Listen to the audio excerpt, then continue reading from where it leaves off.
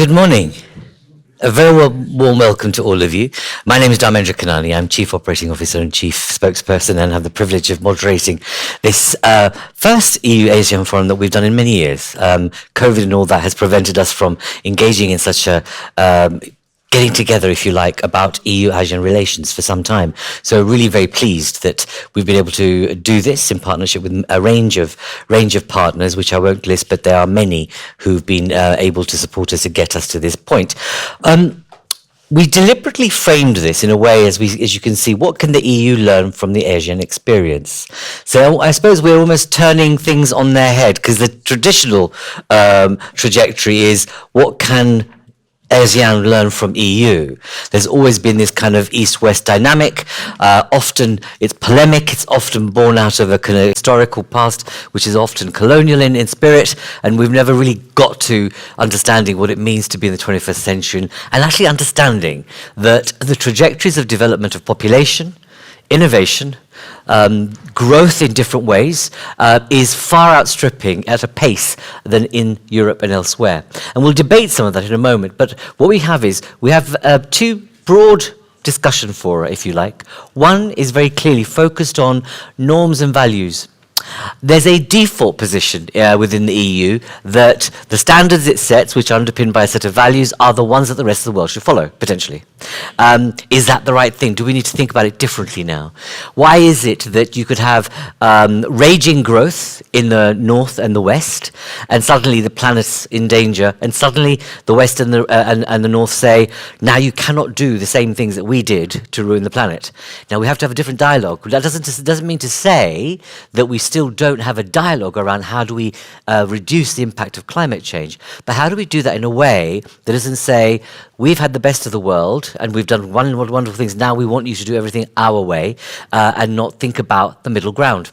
And how can we make sure transitions happen in a way which are not totally disruptive? So, those are the kind of conversations we're going to have. We're going to look at, we've got a delightful array of speakers in the first panel to look at this whole issue of what is stifling progress, what is improving progress, and what are the methodologies we could employ to increase EU-ASEAN relations for the betterment of a more peaceful, inclusive, growth-driven, but sustainable planet, because when we think about the impact of ASEAN countries, it's really significant. I don't think we are really cognizant of its impact over time. But before we go into this, we have an address from the ASEAN Secretary General, who it's something that's been recorded. We're just going to play that to you. Are we ready to do that?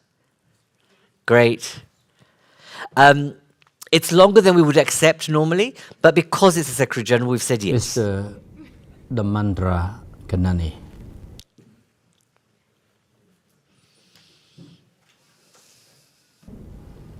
Mr. Dharmendra Kanani, Chief Operating Officers and Chief Spokesperson of Friends of Europe. Excellencies, distinguished speakers and guests. Ladies and gentlemen, a very good afternoon from the ASEAN headquarters in Jakarta. At the outset, I would like to express my sincere appreciation to the Friends of Europe for organizing this inaugural event with the theme EU-ASEAN Forum. What can the EU learn from the ASEAN experience? 57 years of ASEAN experience are indeed not short. There have been many notable milestones and achievements as we look back to the history of ASEAN. From its own experience, ASEAN has grown into a full-fledged community of 10 member states, with Timor-Leste set to join as our 11th member in the near future, following the ASEAN leaders' decision to grant an observer status to Timor-Leste at the 40th and 41st ASEAN Summits in Phnom Penh, Cambodia in November 2022. ASEAN success would not have been possible without a strong determination and commitment by the ASEAN member states to work together in a forward-looking approach towards an inclusive regional integration that would best support the ASEAN community building process. Under Lao PDR's chairmanship of ASEAN this year, and guided by the theme enhancing connectivity and resilience. ASEAN has further strengthened cooperation to sustain its relevance and resilience in responding to regional and global challenges, as well as in maintaining economic development and prosperity for the benefits of all that call this region home. In this spirit, I wish to take the opportunity to share some thoughts about ASEAN's journey today. Ladies and gentlemen, peace and stability have always been the top priorities of ASEAN. Since 1967, ASEAN has worked tirelessly to ensure and sustain peace and stability in our part of the world, amidst diversity in political, economic, and social systems. By promoting economic cooperation and serving as a platform to build confidence and strategic trust, ASEAN has successfully enabled the Southeast Asian region to evolve, moving away from being previously described as the Balkans of the region to a community that provides opportunities for all. The importance that ASEAN places in peace and stability is clearly evident in the ASEAN Charter, which states that one of the purposes of ASEAN is to maintain and enhance peace, security, and stability, and further strengthen peace-oriented values in the region. By signing on to the Treaty of Amity and Cooperation in Southeast Asia, TAC, the ASEAN member states have committed themselves towards a peaceful relationship with each other and to be guided by the principle of mutual respect, non-interference in the internal affairs of one another, and peaceful settlement of disputes, the non-use of force, among others. ASEAN has indeed become a bulwark of multilateralism, complemented by its brand of ASEAN regionalism, which is anchored on regular dialogue, close consultations, constructive engagement, and its principle of consensus.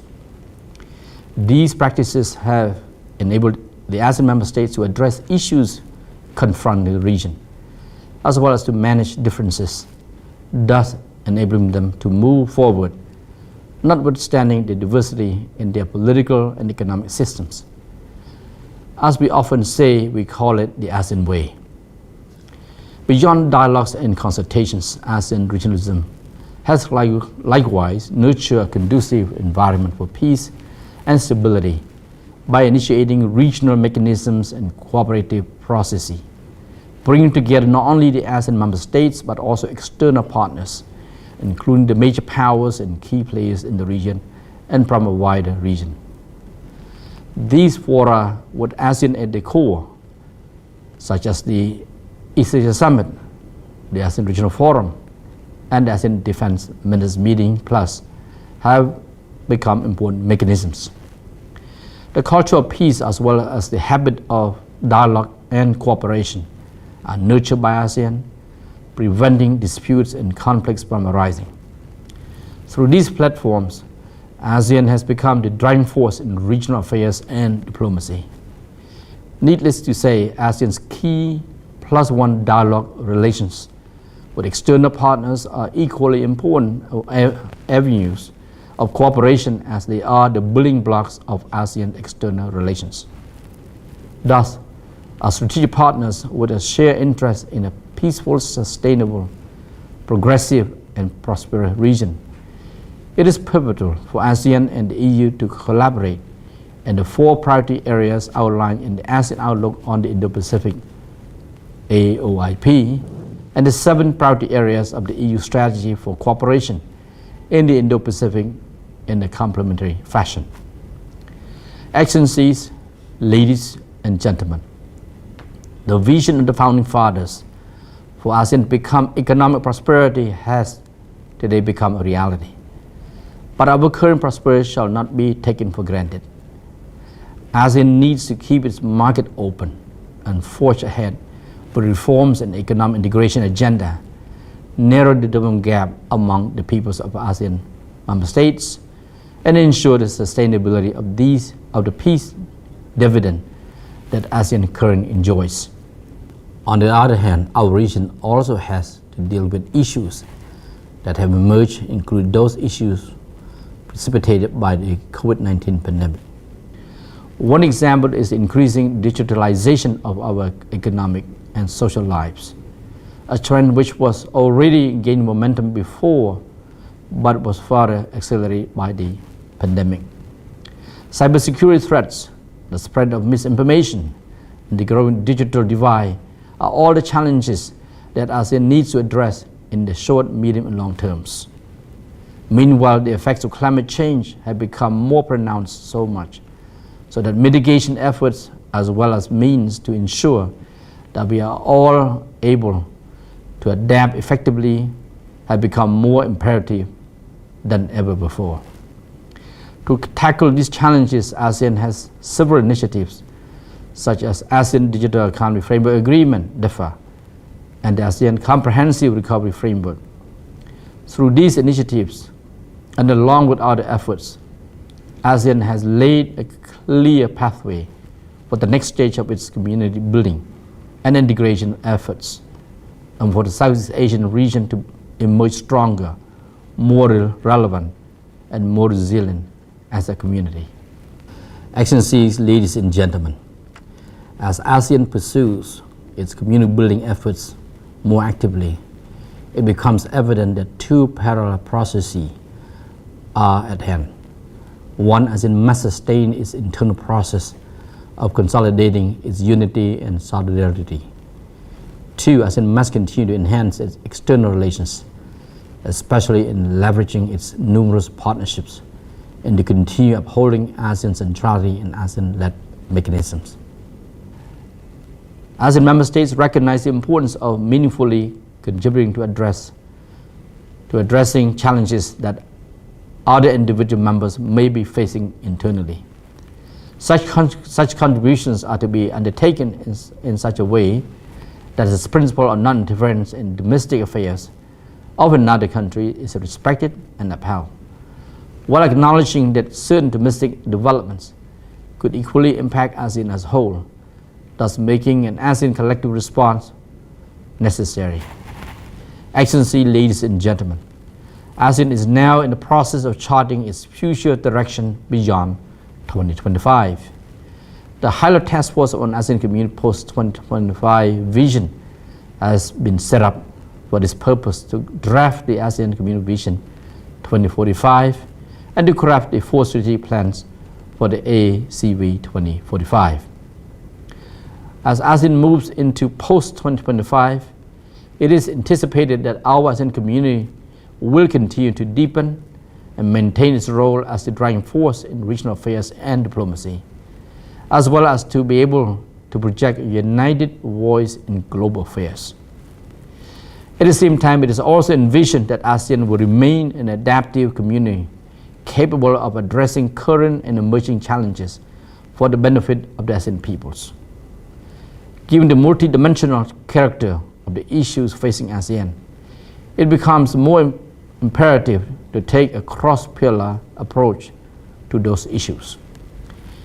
There is therefore a need to ensure that ASEAN continues to be adaptive and responsive, nimble and agile, and its institutional capacity, including that of the ASEAN Secretariat, to be further enhanced. As guided by the ASEAN leaders, the visionary exercise shall be participatory, inclusive, holistic, which includes greater engagement and consultations with other relevant stakeholders of ASEAN. Excellency, ladies and gentlemen, ASEAN community building efforts are complemented and supported by its robust external partnerships, including the EU. In this spirit, I am pleased to highlight that ASEAN and the EU have come a long way in nurturing relations and cooperation since the establishment of a formal partnership in 1977. Within the span of almost 5 decades, the EU has extended significant support towards the ASEAN community building and regional integration efforts. Cognizant of this, the partnership was elevated to a strategic partnership in 2020, following by the landmark signing of the ASEAN-EU Comprehensive Air Transport Agreement, CATA, and subsequently the convening of the ASEAN-EU Commemorative Summit in Brussels in December 2022. Building on this momentum, the 24th ASEAN EU Ministerial Meeting held in Brussels on 2nd February 2024 adopted the joint ministerial statement setting out the future outlook and prospects of long-term relations and partnership.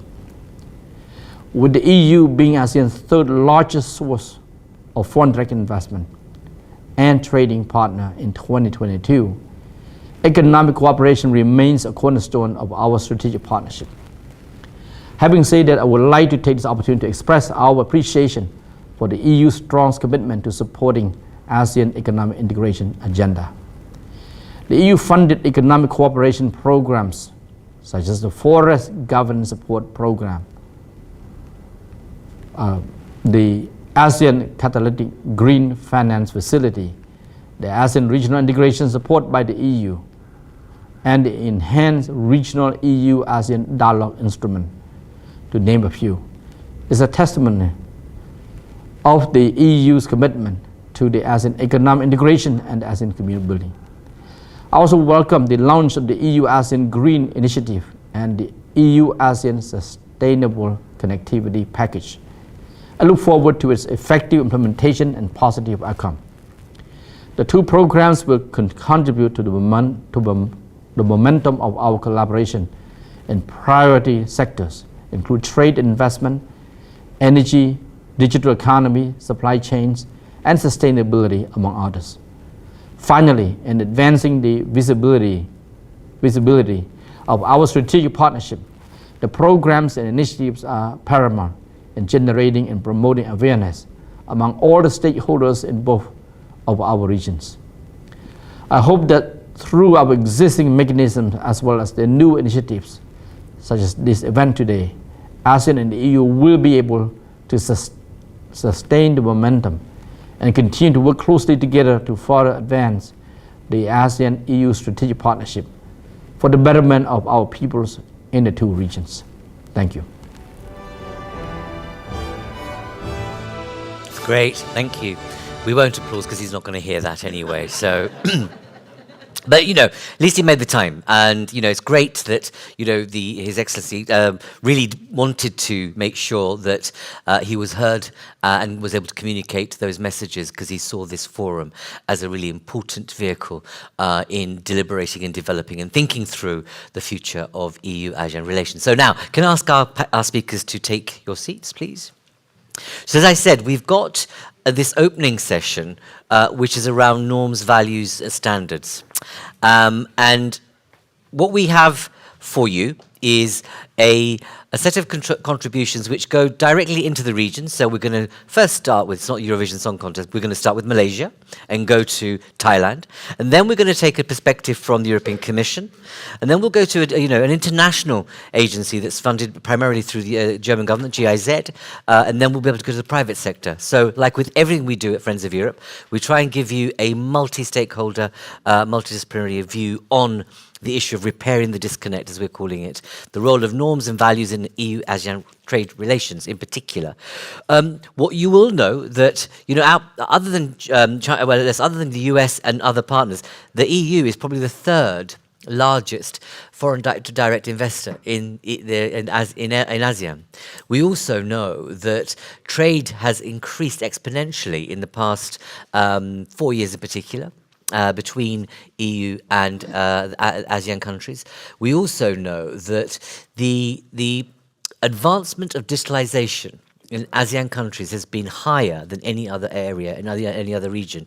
That it's been exponential in the past 4 years in the past year in comparison to the past 5 years. In that 40 million have transitioned into a digital world, and it took nearly more than that. Let's say 70 million over 4 years. So you see the pace of development that's taking place, but also we know that with technological development and trade development, and the fact that with some of the agreements that are made now that there are certain countries like Cambodia, Vietnam, the relationship, the trade corridors are significant in terms of in and out. Okay, but what that's not doing is creating a sustainable relationship, region to region, block to block. And so, is there a way we can think differently about how the kind of the stultifying trade discussions can be improved? So let's start with our friend Khaled. Thank you for being with us. Malaysia's been a significant player in EU-ASEAN relationships right from the start. You've been a driver of a lot of the discussion. You take over the chairmanship or the chair of the forum as of next year. Give us your reflections on what's going right, what's going wrong, what would be your priorities for next year? Over to you, Khaled. Thank you very much. Okay, thank you, Mr. Dharmendra, distinguished panelists, ladies and gentlemen. I like to record the presence of my new colleague, Ambassador Kanchana from Thailand. I think I'm only given 3 minutes, so I think I want to talk more. But let's start by what's happening now. I think the present chairman is Lau, and I think you heard from the Secretary General. The team is enhancing connectivity and also resilience. So this is what Malaysia will pick up. We will make sure that what has been done thus far, although we are just April of this year, there's another 8 months to go for the chairmanship of Laos. But Malaysia is looking into all what is going on in the world. And you know, we are in I will call ourselves in a hot area. We know what's going on. We know what's going on in the geopolitical, the issue of Ukraine, Russia. We have the issue of Palestine. And we also have the issue of, first, the economic meltdown, which is also hurting us very much. I think I just like to say a little bit about, in 2015, when Malaysia was the chairman of ASEAN, we have introduced this ASEAN Community Vision 2025. And there we have these 3 pillars who talks about political, economic, and also on social. So there is a question, what happened to this so-called vision of ASEAN way back in 2015, which our target was to achieve all this by 2025, which is actually next year. So my frank feedback to this, we are doing very well because you can see what is going on in ASEAN. We had 10, now we have another member coming in, 11. And the topic of today reflects that. I like the way Dharmendra coined it, what EU can learn from ASEAN. There should be a two-way street. We cannot be at the end of just receiving instruction, regulation, but we would like to be also a player at the same level. So, if I may, I want to touch 3 points. Number one, our relationship, ASEAN and EU on the equal partnership basis. We are equal partners. December 2020, we signed or we elevated our relationship to a strategic partnership. What we mean by that? Meaning we are equal in what we do, in our action, in our cooperation, all that. But things does not happen that way. We are always on the side of receiving, and we are not on the side of actually sharing what we have. But with due respect, I think all of you here will agree ASEAN and EU are the 2 dynamic regional cooperation, or whatever you call it, entities. We need each other badly. I don't think so. You are here today just to listen me telling things, but I think you know what is going on. Yeah? So we need each other, but we need to understand and work together. We need to have more dialogues. We must be frank. And thirdly, we must have trust. If you don't have a trust, you cannot move forward. Okay? And I think it was mentioned, EU is the 3rd largest investor, trade partners. In 2020, we received our total trade of 2 entities was $295 billion US dollars. It was 9.6% increase from 2021. Yeah, Malaysia alone, we achieved 49.6 billion in 2022. Yeah, and EU is our 4th largest partner. So what that shows, I believe all of us who are here, we have big stake with the EU, but we need to find out the way forward to work together, to trust each other. And ASEAN is, we have 650 million population.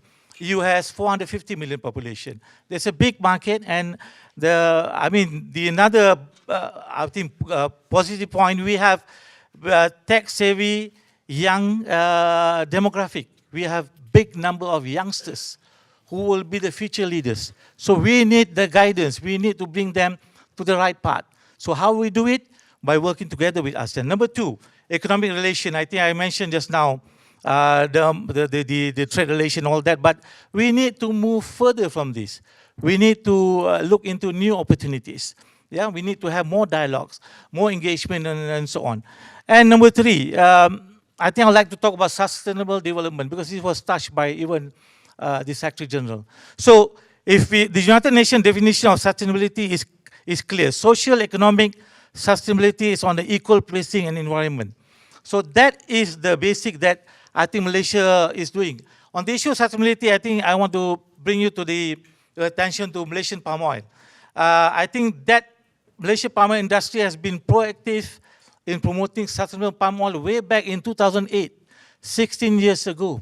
And in 2020, we make sure all our products are sustainably produced, and I mean, you can buy a sustainable product. But, you know, we are receiving a lot of discrimination. There's a lot of distrust by the European to Malaysian product. It's not only Malaysia, it's Indonesia, it's also Thailand. So why are these things happening? And all of us are smart people. It can be proven by scientific studies. We don't do deforestation. So why we have this EUDR, which is coming to us, you know, hurting us badly. And we have CBAMs after this, and so on. So what I'm trying to say, we need to really sit down and learn each other. And I can tell you, definitely, palm oil is a production which is badly needed by the EU. I'm just not telling stories here. So why don't we understand or need to learn this? And again, I think the last point I want to make here on SDGs.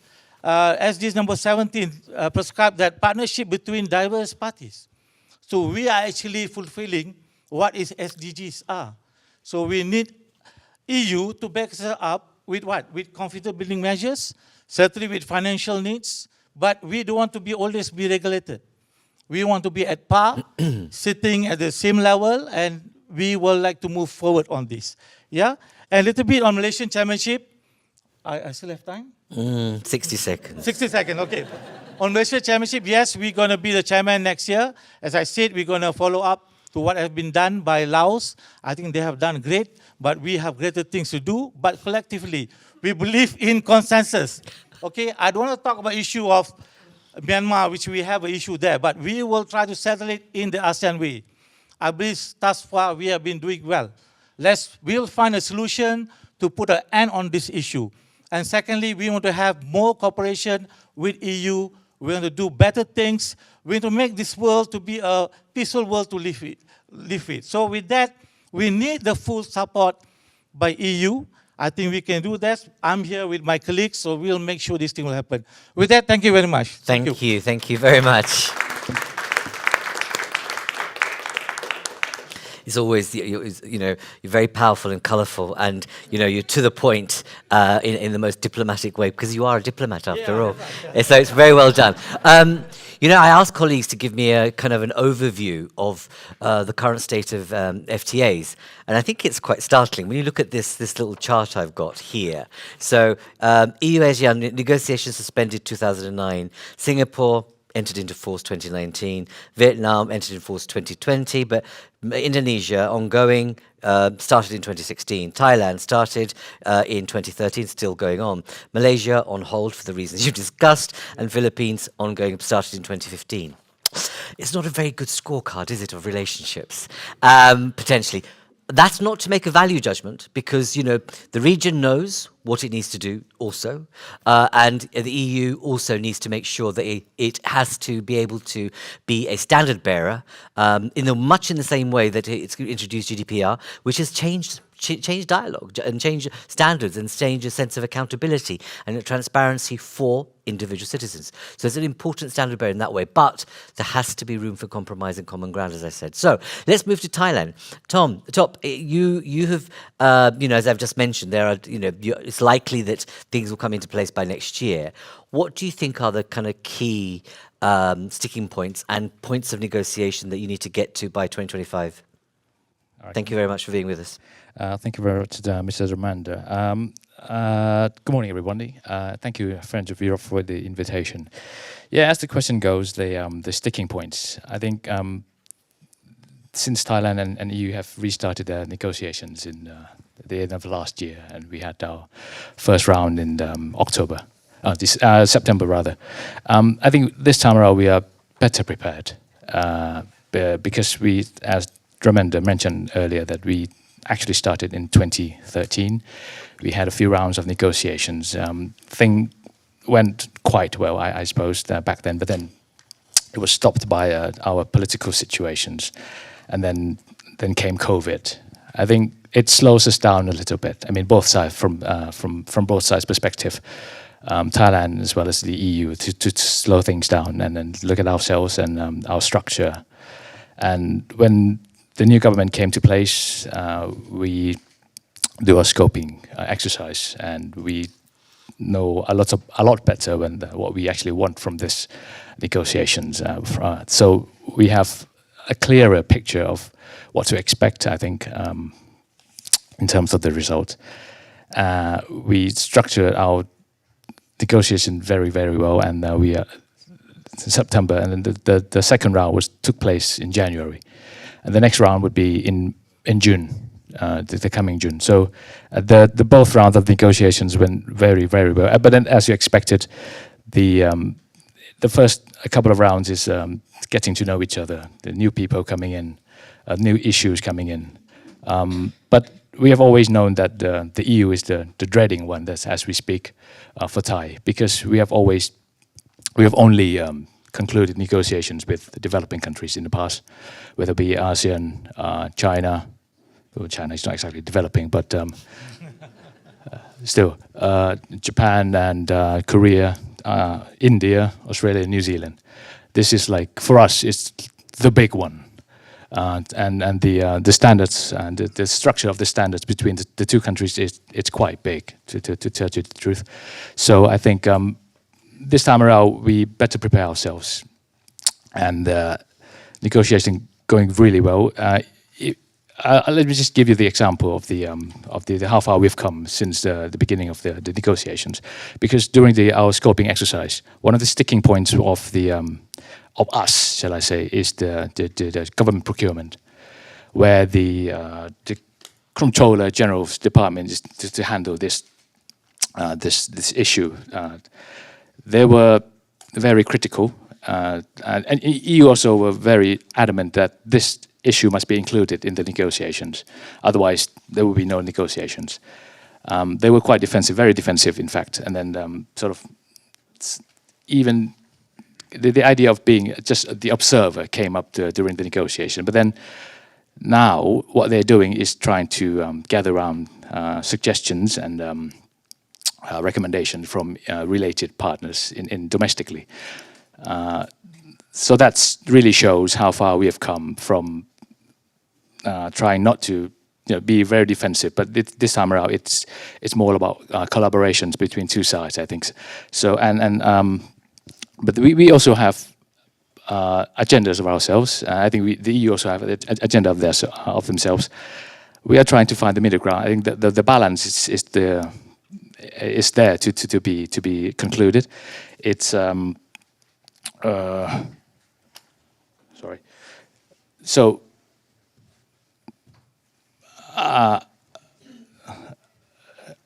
yeah, as I said, the negotiation is going really, really well. The issues to be, apart from the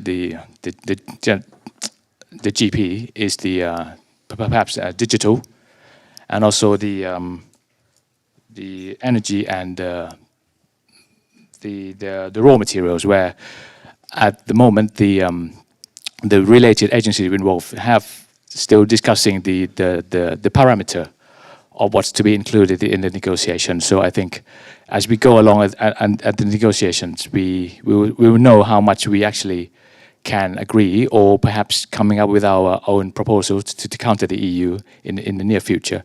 I think that's the state of play at the moment, and I think it's going to be interesting to see how far we actually come, and to perhaps adjust our domestic regulations inside to be able to go along with the EU's proposal in the future. Thanks very much. Thanks. Let's hope it's not another 10 years. Let's hope. Okay, Leila, I'm going to come to you, and all ears and eyes are on you in terms of your head of Southeast Division at the yes, key part of the, if you like, the ecology of relationship building between the EU and the ASEAN countries. How are you navigating all of this? Because you're not an ingenue in it at all. You have a lot of experience in the region, and you know what's happening here too, and you know that we're in an election year. I mean, half the world, if not more, is going to vote by the end of the year, and we know that we've got critical, European Parliament elections happening, and a lot of citizens in Europe are not going to be thinking about Asia and ASEAN countries, other than holidays, and whether it's safe to go on holidays, and whether to buy goods which they can trust. So it's not going to be on their kind of political radar. How are you? How are you? So I suppose let's say a little bit about where we've come from. Whether any of our past 5 years of relationships with ASEAN has any bearing on what happens in the next 5 years. In terms of, is the learning sufficient, or is it going to really inform, because the fantastic pace of change, both on digitalization and climate change, is going to be such that we're going to have to have very different types of dialogue. Over to you. Okay, all right, Dharmendra, you didn't follow the script, huh? I didn't at all. Now you've given it away. We don't have scripts. Very good, because I'm not going to follow mine either.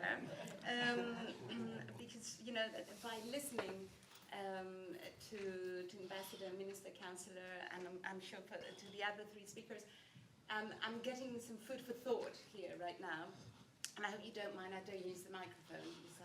I think you need to, because you do need to, because. But I think some people that might be audibly challenged may not say to you from the audience. So I think, just to be fair. There, you can hear me? Okay. It's just I don't have enough hands, but okay. No, don't worry. Thank you.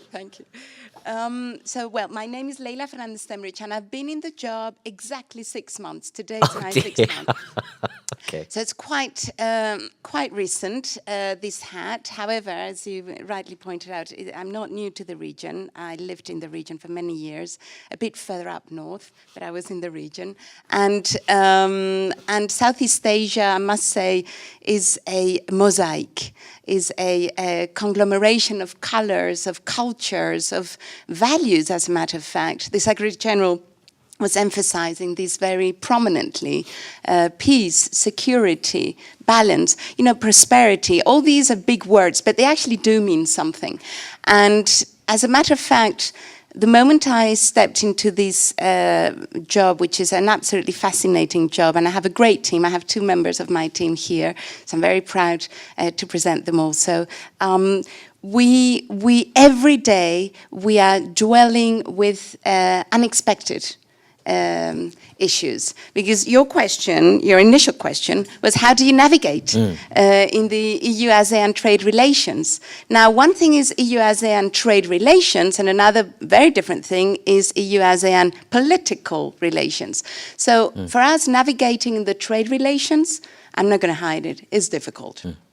Very difficult. And as a matter of fact, yes, we are 3rd trading partners, 3rd FDI, and all these wonderful figures. But at the end of the day, it's like the ambassador was saying, that we do have an issue with EUDR, we do have an issue with palm oil, we do have an issue with CBAM, and we don't see eye to eye. And we are in the middle. I have to be very frank with you. We are in the middle at the EAS, and our role is to actually try to not outweigh these irritants, because they are very painful for both sides. And we're trying to walk the talk in a way that we want to work together. We want to be at the par, and we want to be equal partners. So that's basically our duty, to ensure that we are equal partners. Now, it is true that the interpretation of the deforestation regulation on CBAM, on palm oil, on nickel, for that matter, also with Indonesia. I mean, each country has its own particular, if I can call it, irritant or difficult walk with the EU.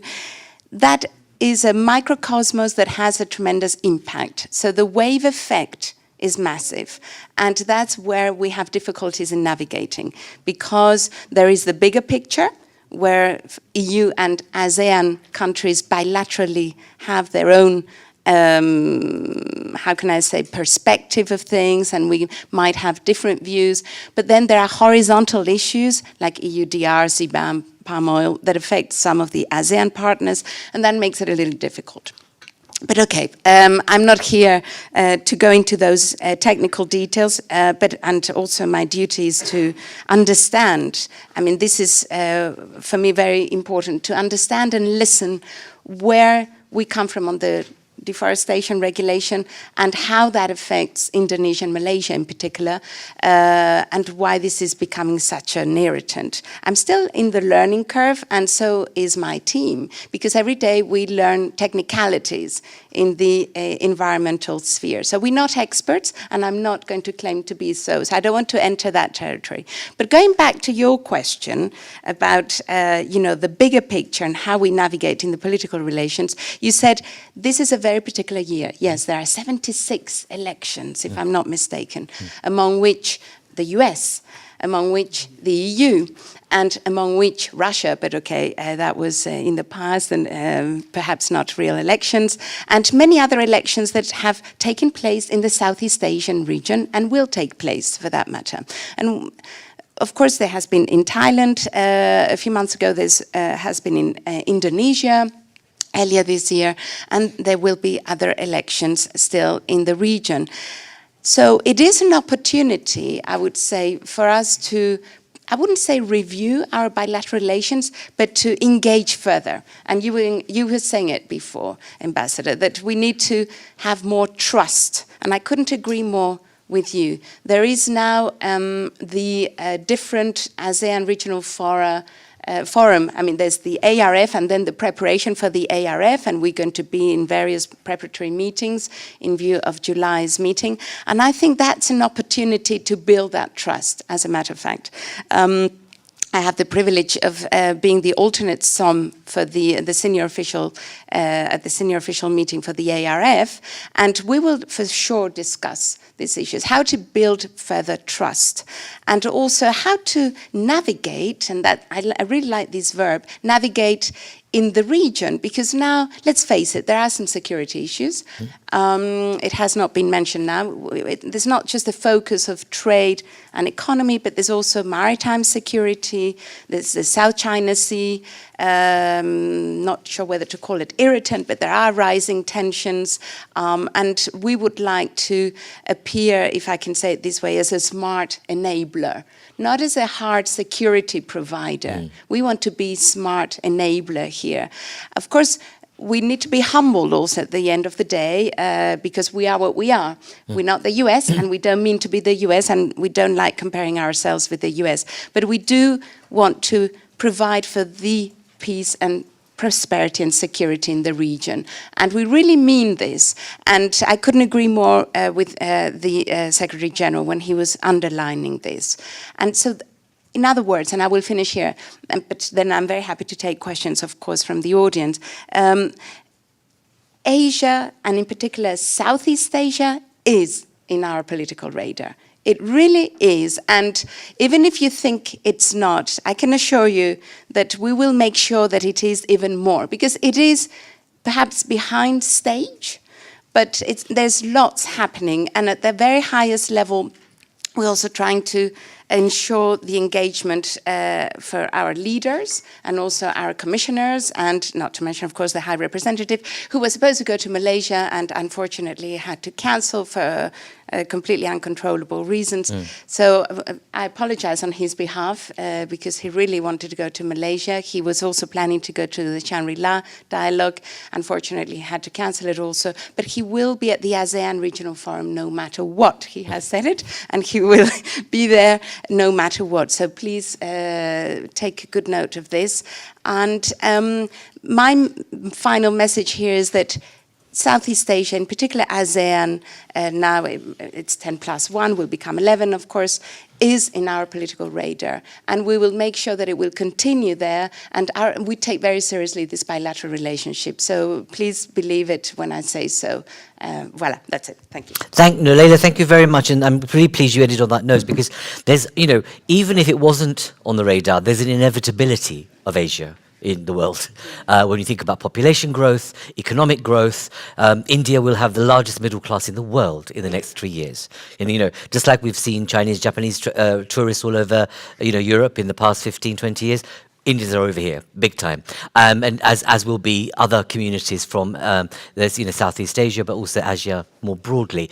They are, as a community, as a bloc, going to be one of the most significant in the world. And I think rather than tripwire or be rabbit in front of headlights when developments happen, it behoves us to make sure that there's respect there. I agree with you, there's trust, but dealing with those questions of climate and sustainability are ones which you cannot ignore. Both sides can't ignore. Absolutely. You need to have honest, bracing conversations. But I just hope that we're able to ensure the nexus of trade, security, and let's say foreign relations are harnessed in a way that don't make sure that we don't take a kind of blinkered approach, because I think trade is also a basis for ensuring security and peace, as well, as we know. So on that, thank you very much. I'm looking forward to your reactions to what you've heard, because this is not a walk in the park. It's potentially controversial, but we believe the only way forward is open diplomacy, respectful diplomacy.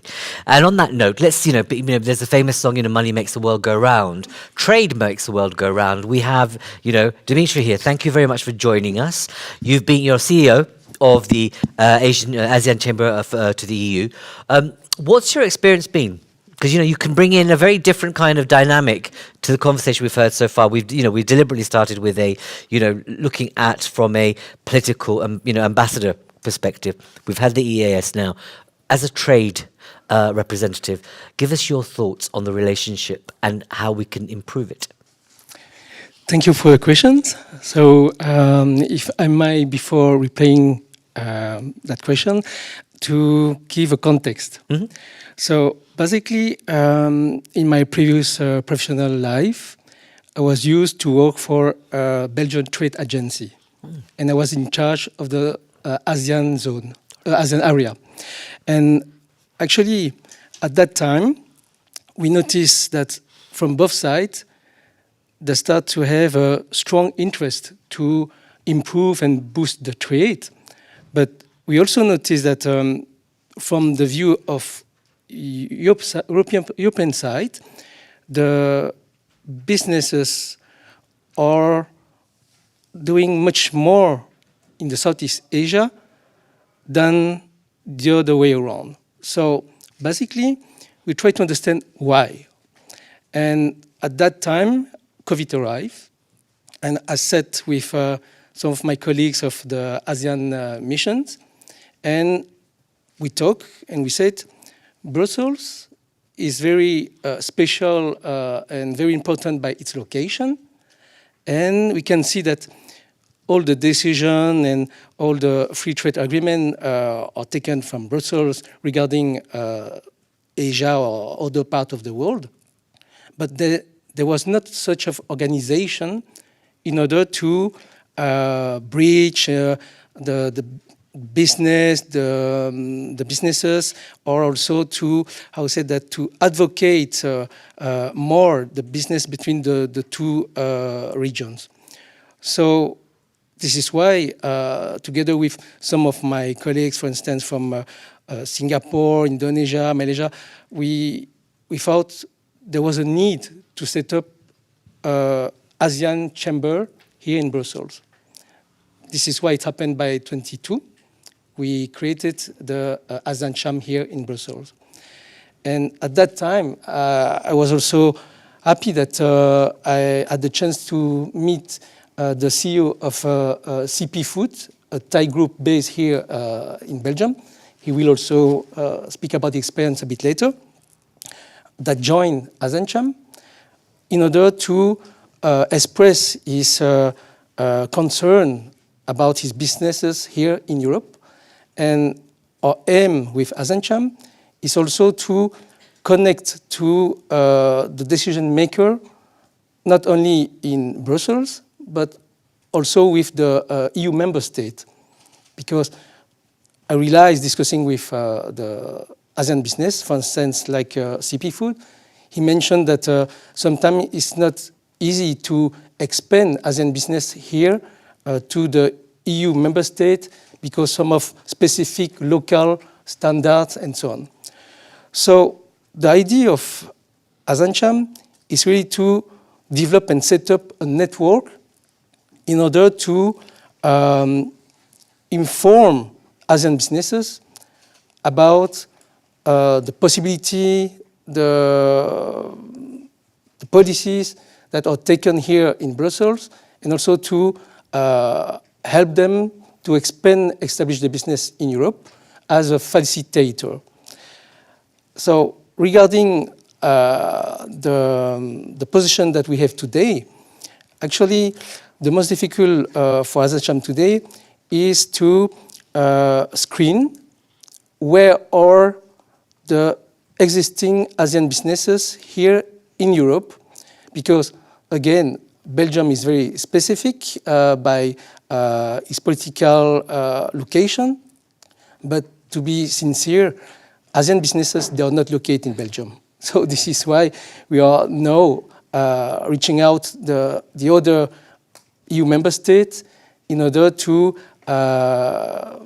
screen where they are, what they are doing, and bring them to the network of ASEAN, because we aim to be the central point for information, bringing knowledge to the ASEAN businesses, and hopefully they will expand the business further here in Europe.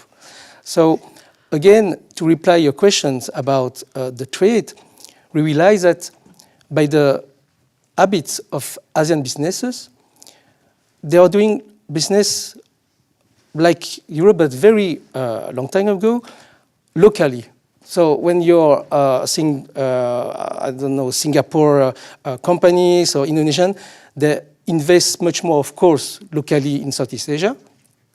But for them, expanding the business here in Europe is also a big challenge. And we realize that, for instance, on the map that we have today with existing ASEAN businesses, of course, big group, they can easily reach out to the big four, big five in order to assist them to develop their business in Europe. But the economic fabric between the EU and ASEAN, there are much more SMEs. And we are speaking about probably more than 80% of SMEs that are still a big opportunities for them to develop their business between the two regions. So this is why, again, as ASEAN, we are trying to develop the knowledge, the information towards the ASEAN businesses, and also by the different initiative with our different partners here in Europe, with the support of the EAS, Leila team, and other stakeholders, we are trying also to connect the EU businesses to the ASEAN regions. And I'm happy to see here that, for instance, we have a Belgian members of ASEAN, IDLUM. They are in the digital field, and I think that they will probably also participate in the second session of the event today. That's that lady too. They told us that they're interested to do business further in Southeast Asia, but they didn't really know where to start. And through ASEAN, we hope to connect them to the network between the two regions. Great, thank you very much.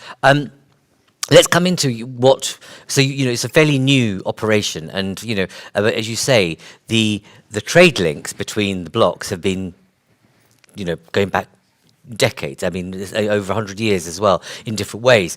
But it would be interesting to know how this new entity that you've created is going to be the nexus or the route through which some of the discussions around the difficulties or the points of irritation, as Leila has identified before, can be discussed in a more open and frank way, so that trade can continue to, let's say, thrive. Well, not only survive but thrive. But we'll come back to that in the conversation amongst us in the room. I want to now go to Reinhold. Reinhold, thank you very much for being with us. It's sure this is his first big gig as new director of GIZ in Brussels, so we're really pleased that you made the time to come to be here. You've been long in the game in terms of international development relations and cooperation. You know the territory very well. Tell us from your experience, what are the areas? What are the root causes, let's say, of the miscommunication and misalignment that's taking place from your perspective? And then flip that to a certain extent and think that how might, based on that analysis, how do we move things forward and shift the dial on some of this? Thank you so much, Dharmendra. Thank you to Friends of Europe for inviting me and hosting this. Indeed, it's my first gig, as you said. I started my new role yesterday. Exactly, as the director of GIZ representation in Brussels, and I arrived actually yesterday from Bangkok. And Sunday I was still happily celebrating Songkran. So happy Songkran also to you, Your Excellency. And also for being just a wonderful host for me and my family over the past 4 years. Really had a wonderful time there. And maybe shortly, GIZ, I don't know if everybody knows them. We're basically a German government-owned organization engaged in implementing international cooperation projects for the German government, for the European Union, for many other donors, bilateral donors, international organizations, also the private sector. Not only European or German, but also American or indeed Asian private sector companies. And interestingly, coming from Thailand, I seem to have a slightly different impression. And maybe that's because I happen to have been in the sun for the past 5-6 months without seeing a cloud, and you guys have been kind of like fighting the gray every day. And so there's a lot of misalignment, miscommunication. There's a lot of problem-centered approach in the discussion. And I would like to maybe change that a little bit by just pointing out that maybe there's more to the reality than just like all of this grayness and this sadness. Because during my time, and I've been until Sunday, country director for GIZ in Thailand, Malaysia, then also later Myanmar, Nepal, Sri Lanka, the Maldives, a couple of other countries. So started out in Thailand, Malaysia, and therefore also maybe come with impressions from my time and experience there, particularly because it's particularly in Thailand that I have been also personally involved in our portfolio. And I have to say the experience that I have from the cooperation is not about misalignment. It's not about repairing rifts. It's indeed a keen interest to work much closer together. And it's more a question of resources. How do we mobilize the resources? That can be money. Because if you want to engage in dialogue, somebody has to organize that, and you have to kind of like find ways of doing that. And often it costs money. Often that money comes maybe from Europe, from Germany, from European Commission, from other countries. So in terms of learning from ASEAN, and I would love that European countries, my countries, Germany, not spared, would learn a lot from ASEAN. I mean, all the time when I land in Frankfurt and I'm seeing this sign EDGE on my mobile phone, it's like, and my colleagues from Thailand make fun of me. What is this? It's like, I don't know what's wrong with my phone. Where's my 5G? So there's a lot, of course, where we can benefit from this exchange, and I would love to see also direct investment, also investment in dialogue, public dialogue from the ASEAN countries, engaging the European partners. Obviously, the European partners need to be open to that. I've been in a former life also involved in our work inside the European Union, and I know it's difficult because once you're in the club, you're kind of like, this developed country, you're there, you arrived, it's static, right? You have nothing to learn. And then, we learned in in the financial crisis, etc. Maybe that's not the case. And then we set up like this DG reform, and we kind of like learn. Maybe we have to still learn more from each other in order to go forward, because this whole notion of being developed, etc., it makes very little sense in the 21st century. And it also has made very little sense to me when I was working in Thailand. Much more so did I see two countries who share a lot of similarities in terms of economic structure, in terms of challenges, be it climate change, high vulnerabilities on both sides, be it high vulnerabilities in terms of how we structure our economies, high dependency on fossil fuels on both sides, high dependency on gas on both sides. We both love cars and highways and all those, forms of transportation, and now we have to do something else with it, because we realize that might not, help us much going forward. We have to rethink all the things that we're doing. We have to rethink the way we produce, the way we consume, the way we move around, and all of these things. And we obviously haven't figured it out.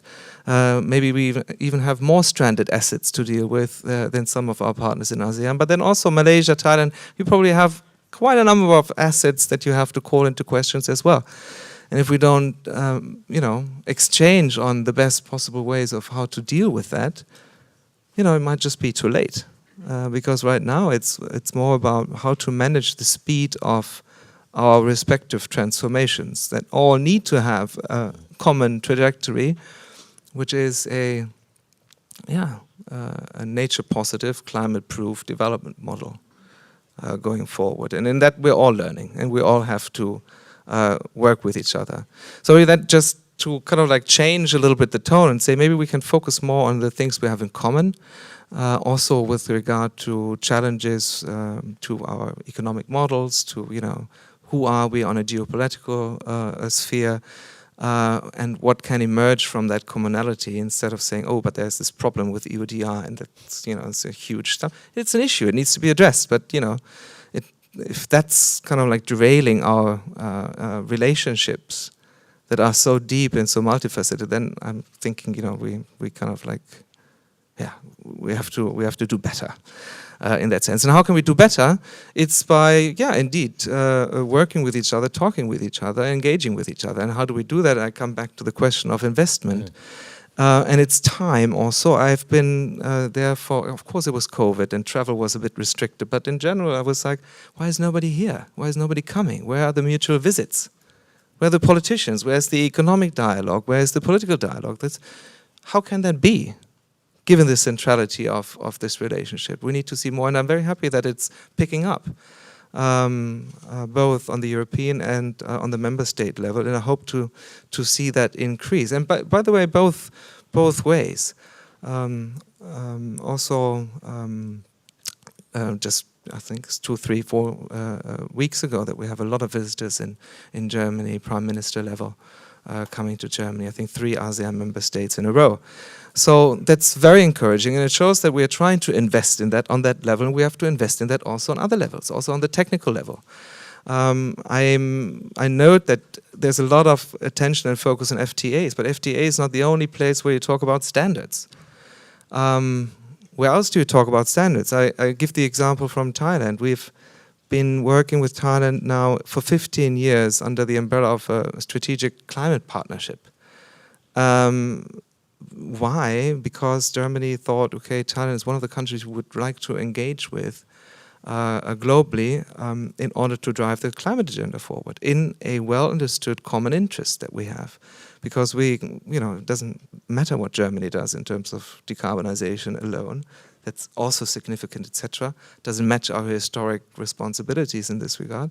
But if we only change ourselves, that's not going to cut it.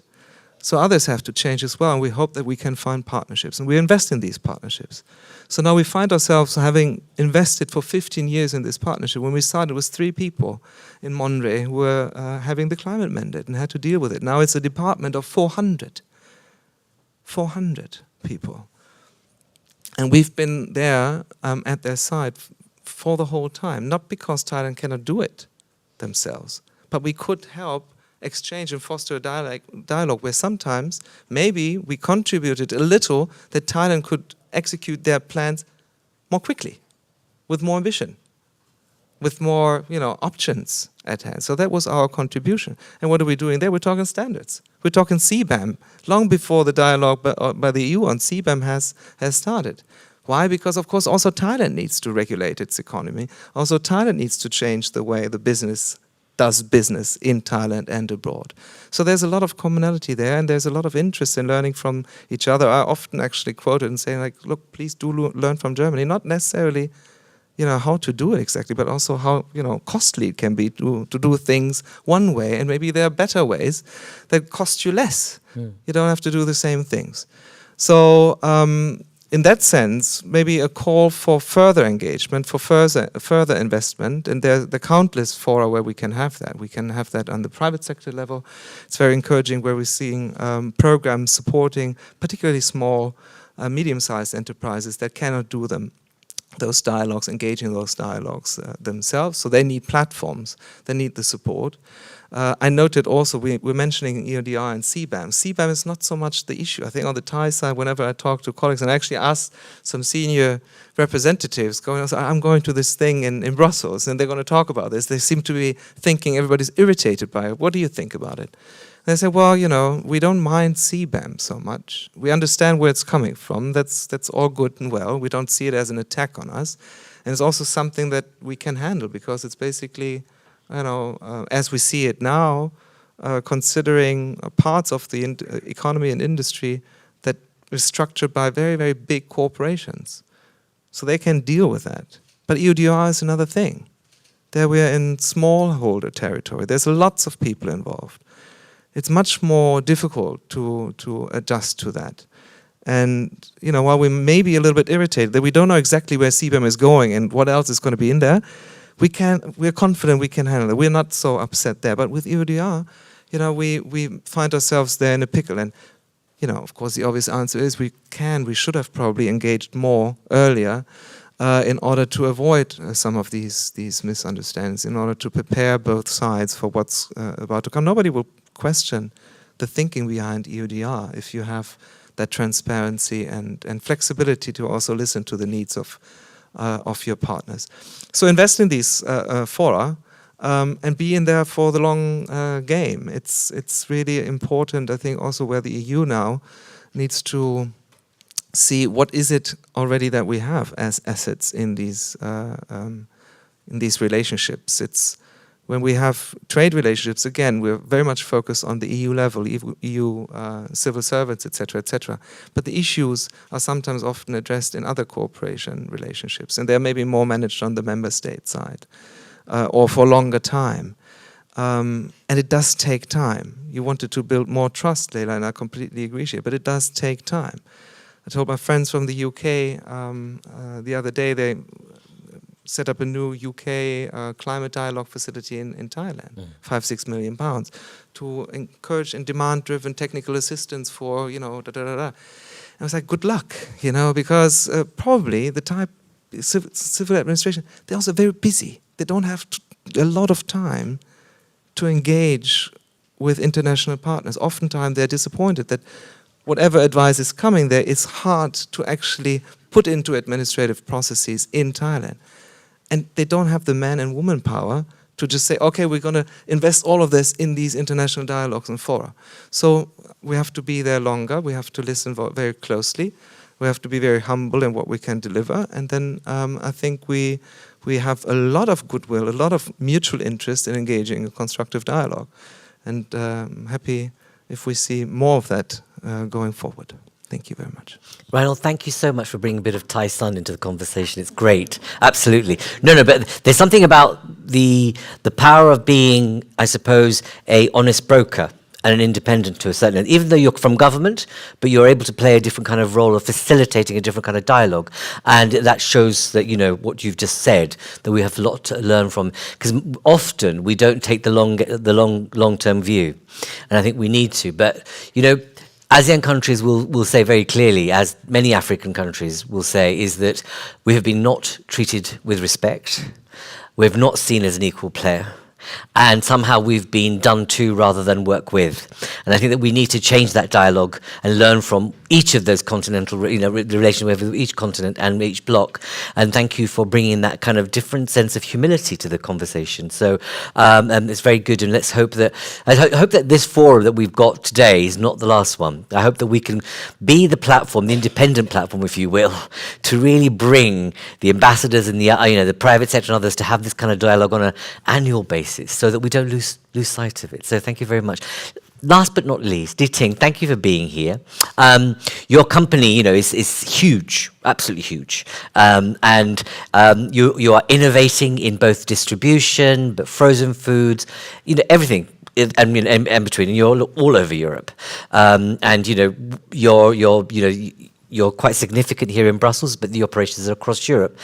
Listening to what you've just heard so far, what's your what do you make of all of this? Do you think, my goodness, we're just carrying on, and all this is nonsense, political nonsense, or is it that will a free trade agreement, for example, make things better? Over to you. Allow me to stand up, because usually when I speak to the audience, I like to stand up. So first, good morning, everyone. Friend of EU, friend of ASEAN, Excellency, good morning. And all the speakers, thank you very much to speak before me, so I can prepare also my speech in my mind. So let me explain you a little bit my company group. So like Demetria said, I'm part of CP Group. So it's a top 5 wool producer in the world. And it exists already more than 100 years, a family company. So to reach this level of leading in the food, you need to have values behind that. You need to have engagement, commitment. And this is what our senior chairman, Danin, did 50 years ago. When he took the lead of the group, he said, okay, if we want to expand, we need to do something strong. We need to respect core values. What are these core values? It starts first thing, food safety. When we do food, we need to offer the best food for the consumer, for them to benefit and not to be sick or whatsoever. So we work on the standard, on vertical integration. We were the first food industry to work on that, from the feed mill to the end pack. And this is, everything is traceable, and when we were presenting that, so our partners were confident actually to work on this. Second, core values, animal welfare. Animal welfare, we are pioneer in animal welfare. When in EU, nobody cared about animal welfare. I remember when I talked to my partners, we have this certification. They say, I don't care. What is your price? What is one of the biggest shout out now? Animal welfare. Why now? But we were pioneer and nobody cares before. So this is the second thing. Third pillar, ethnic labor standards. We were working, we were focusing a lot on people. People are very important for our group. People are very important for our senior chairman, and to treat them on a very fair standard. We are like 300,000 people working for CP Group in the world. We need to have this ethical labor standard, especially when we have some allegation that we do something wrong on those. So we need to be, and then we always join some international standard to say we comply. And then of course the last pillar, this is what we are talking everyone here, sustainability. So how to preserve the earth, how to preserve the environment. As being food producer, this is very crucial that we focus on that if we want to last long. So we have a plan of the net zero emission to be reached. I will invite, for those who are interested later on, to visit our corporate website, so to have more details and annual report on that. Okay. So having set up a little bit the story of our group, let me tell you a little bit from my side. So I joined CP actually in 2000. So it's like almost 25 years that I'm working for CP. The CP group started actually the first overseas office in Belgium. In Belgium, so it was set up like in September 1979. Why Belgium? At the time, there's no EU, there's no strategic position. Well, because our senior chairman loved two things, two animals, racing pigeon, they have excellent racing pigeon in Belgium, and Belgian shepherds. But that's another story. So, when we set up the company in 1979, we have seen up to now a very big change in the trading. At first, it was just importing, distributing, easy as everything. But then change is coming in the world, standard evolving, so we have to evolve as well, we have to change. And we have seen different type of tax quotas and everything for poultry, for example, for shrimps, for ready meals, whatsoever. I mean, that's completely normal. But the problem is not just like importing, paying taxes, and we can distribute on a fair negotiation on price. I think is every country start to have their own standards. So you have standards of UK, BRC, then you have IFS standards and everything. So should we actually comply to every standard? Some standards are opposing, some standards are not aligned. How do we do? How do we do? This is exactly the same as if we do the fair trade, and that is a good thing that Asian countries starting free trade and Thailand as well. But is it really going to ease the trading? Being in the business for 25 years now, I can tell you that it's not going to be that easy, because free trade is just a matter of taxes. But if I bring my products free of taxes, and then they said, no, we're buying only EU chicken. Okay, so what do we do? Then here, are you buying EU chicken? No, but we need to have this standard of animal welfare. We have international standard. No, it's not working in my country, because I have my standard. So is it, how are we going to do that? So I think like when we have like, we want to do free trade between EU, ASEAN, this has been mentioned by my previous colleagues here. It's like we need to have a fair base. You cannot make a negotiation if you have already an unbalanced basis, an advantage on one side. This is crucial. Trust has to be on both sides. And I think Asian is really want to have this trust and to build it and show also what we can do. We have a lot of innovation in our group that actually now is starting in EU, in the food industry. Why we couldn't have this advantage being pioneer? And this is what I think we need to talk. When we do a free trade agreement, we need to talk about the standards that all countries should accept. And so we are on a fair basis, or else it's impossible. We need to negotiate with 27 members. So that's my small insight. Thank you very much. Thank you very much. Thank you very much indeed. Well, that draws to a conclusion the contributions from this side of the room. Now it's over to you for asking questions, sharing your thoughts, your ideas. How do you see the issue, the relationship? What's been your particular take on it? Where would you like to see improvements happening? How do you see, I mean, how do we, as we've just heard from, you know, one of the lines, as you said, Diting, you're a significant player in the kind of private sector and both a contributor to tax in the EU, but also a massive supplier, but also you matter back home too, in terms of the economy. And that there's a sense of reciprocity that's required in these relationships. What are your views? So we have mics ready. Don't be shy, because we don't get this time back in our lives, by the way. It's great to have coffee and sit here and listen, but let's again, great, wonderful. I like that, a very assertive hand at the back there. Can I just ask that you introduce yourself? Hello, sorry.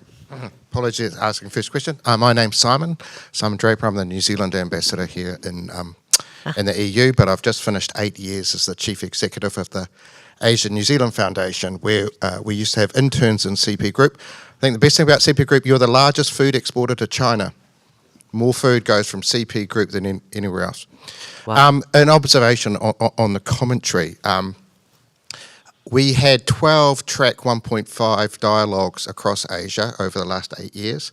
I don't remember the EU being mentioned in any of them. And so part of my, listening to this, I think it's the EU that's going to have to do the heavy lifting to understand ASEAN. I don't think ASEAN is sort of interested, but their world is full of opportunities and they're moving so fast that, like the German colleague here who had been in Thailand, it's just phenomenal. And I don't think Europeans understand the ASEAN train has left the station. I think for ASEAN, how you're going to cope with Myanmar and Laos and do those sorts of things, I think is going to be quite a challenge for you. How you manage that ASEAN centrality. But by way of commentary, the New Zealand Prime Minister is travelling ASEAN at the moment because he says it's New Zealand's future. Okay. Thank you. No, don't give your mic back. So that's great. I'm so pleased that you're here. Thank you for providing that perspective. So what's the learning that you think should happen here, therefore, in terms of, should it, because at the moment the conversation is all about money. Yeah. It's trade and money. It's about how does Europe benefit economically and how does the region benefit economically. But the world we're living in is much smaller than we think. Yeah. The kind of inter-reaction and inter-realities between, and I like what you said, Reinhold, about climate-proofing development models, but I think we need to climate-proof the entire model that we're working in. And so we can't, climate change, digitalization are borderless. And we need to be thinking really quite smartly about the region and the world more generally.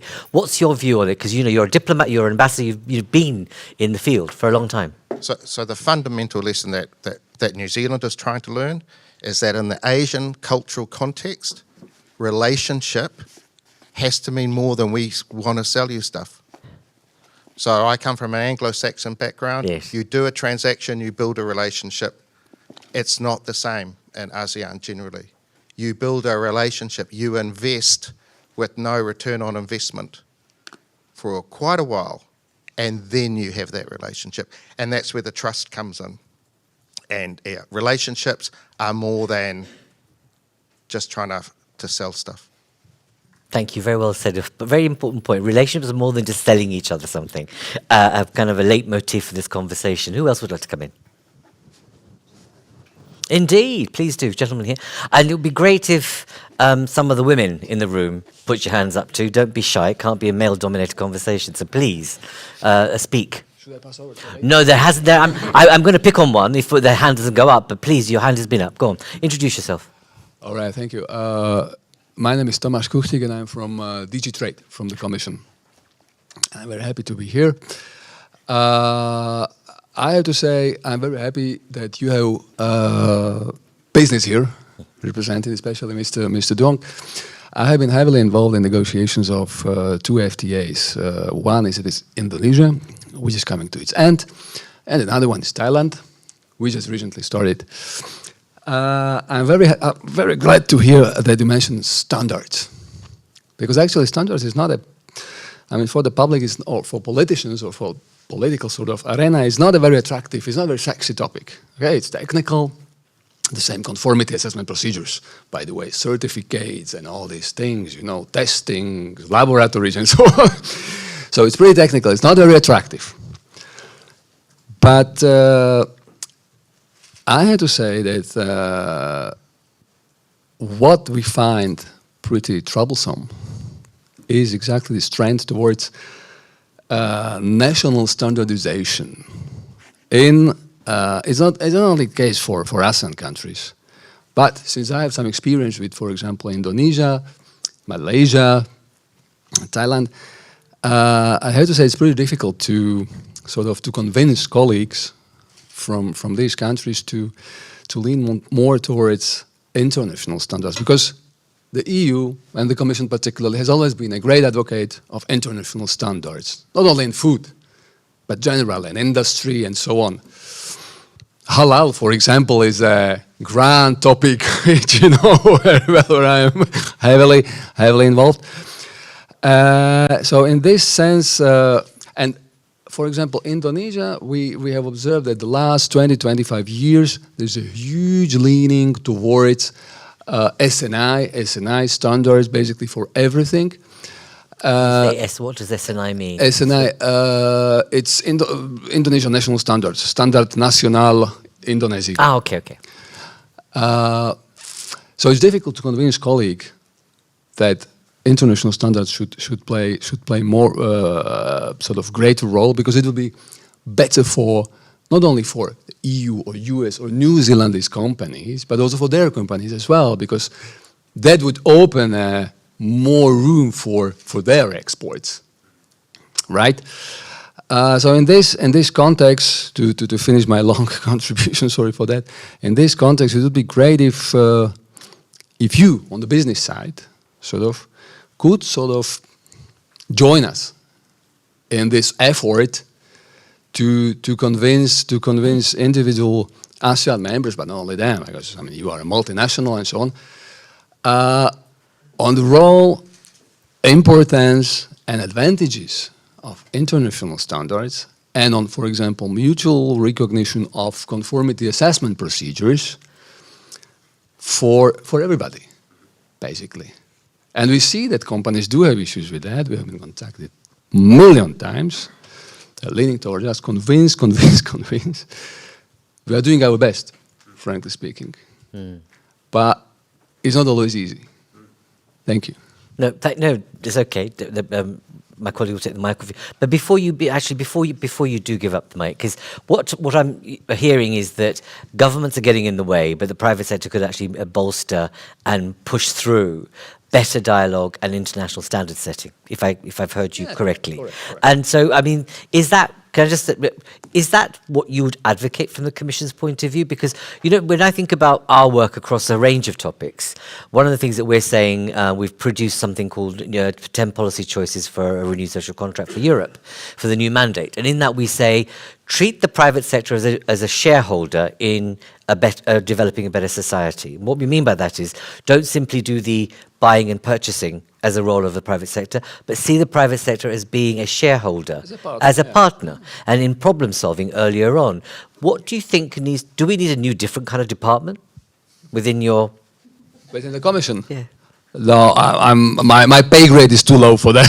Sorry about that. Okay, fine, not to worry. What's your response to what you've heard just now? Then I'll bring other colleagues in. First, thank you very much for your comments, and I think it's indeed what is important to work on. And as a private sector, we will be more delighted to commit ourselves in sharing what would be the best for a fair trade agreement, with a political government, because I think at the end trading is really focusing on private sector and on the best of the consumer. So this is the most thing that we need, and not like just talking on something where actually hidden barriers are everywhere.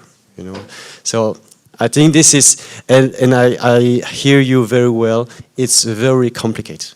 It's very complicated, but we need to find a fair and reasonable balance in the standards. Something not at the extreme, and this is very important and crucial. I keep on hearing you say that, actually, and there's something at the heart of what you're saying, which is at the root of this conversation, is about norms and values. That are some of the standards that that Europe is establishing, you feel, that don't correlate with the values and norms that you operate by, or that they are out of context with where ASEAN countries find themselves. But let's come back to, and Khalid, I know you're keen to come back. I'm going to bring all of you in a moment, and Leila, but I want this side to speak too. So, any women in the room who want to talk? Ambassador, thank you, and I'll bring you in. Thank you very much for joining us. Again, you are very new, so thank you for joining us. Please, over to you. Good morning, everyone. I'm new in town. I just got here 7 days ago. Isn't this great forum great? All these new people, great, wonderful. Yep. Thank you. So I'm still ambassador designate of Thailand to Belgium. Not even have been approved to the EU yet. So I'm here as ambassador designate of Thailand to Belgium. But having listened to all the speakers and the intervention in the room too, in fact, when I look at the topic of the panel today, it was very interesting to me because for me, I thought that norms and values of EU and ASEAN countries, actually they are the same. We do not have conflicting norms and values.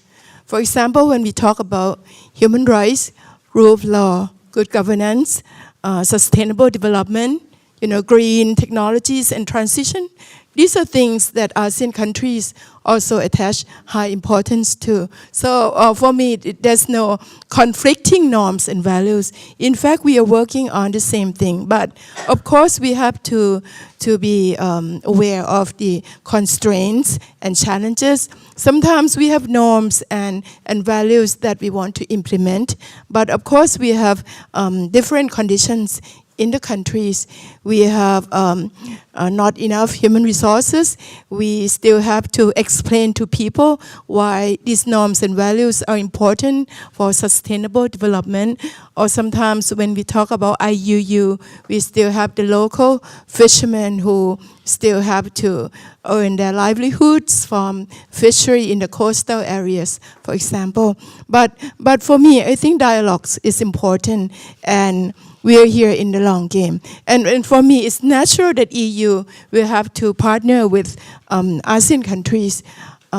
This is for geopolitics as well, and for economics as well. As someone has said that trade and investment in the region has been skyrocketing. When we have a COVID, it affects other regions of the world, but ASEAN countries still continue to grow. So I think this is the timing, the opportunity for EU member states to actually look closely at the ASEAN countries, and then you will know that there are lots of opportunities that you will benefit from ASEAN countries. So I'm new in Tao. I still have a lot to learn, but I was given a mandate to be in the team to help finalize the FTA between Thailand and EU, and the goal was very ambitious.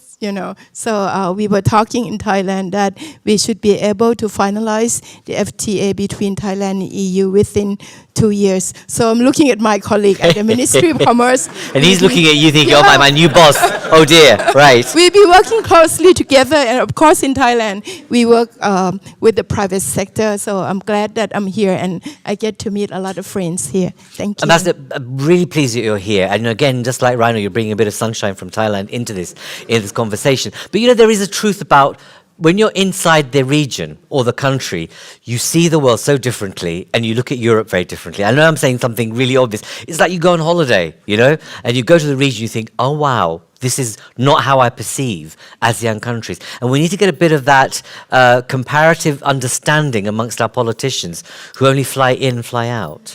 And perhaps one question I wanted to ask you, if I may, like, the ambassador from New Zealand said, there's something about not treating trade, and what I've said, or we believe that we think the geopolitical elements of the ASEAN region have to be hand in glove with trade and peacemaking. What's your view on that? Because our sense is that these things are treated very separately, and actually our view is we need to kind of get a grip and treat it as one. Yeah, I think we agree. I think all these issues are holistic. We can never separate trade from politics and security. So I think this is the direction that ASEAN countries are also taking, and we are committed to work with the EU on that. We wish you well in your 2-year target. Thank you. We'll bring you back next year. If we make this into an annual forum, colleagues, so we'll come back. I might change my perception next year. Let's hope not. I'm still optimistic with the sunshine. Yeah, make sure the greyness doesn't take away the sunshine in your mind. Please, lady there, just there. Thank you. Hello. My name is Bianca Baumla. I'm a EU public diplomacy consultant and former EU diplomat. I did not have the pleasure of being posted in sunny ASEAN countries, but I have worked on shorter term missions in Indonesia and Singapore, and more broadly in the Asian region in Hong Kong and South Korea. My question is,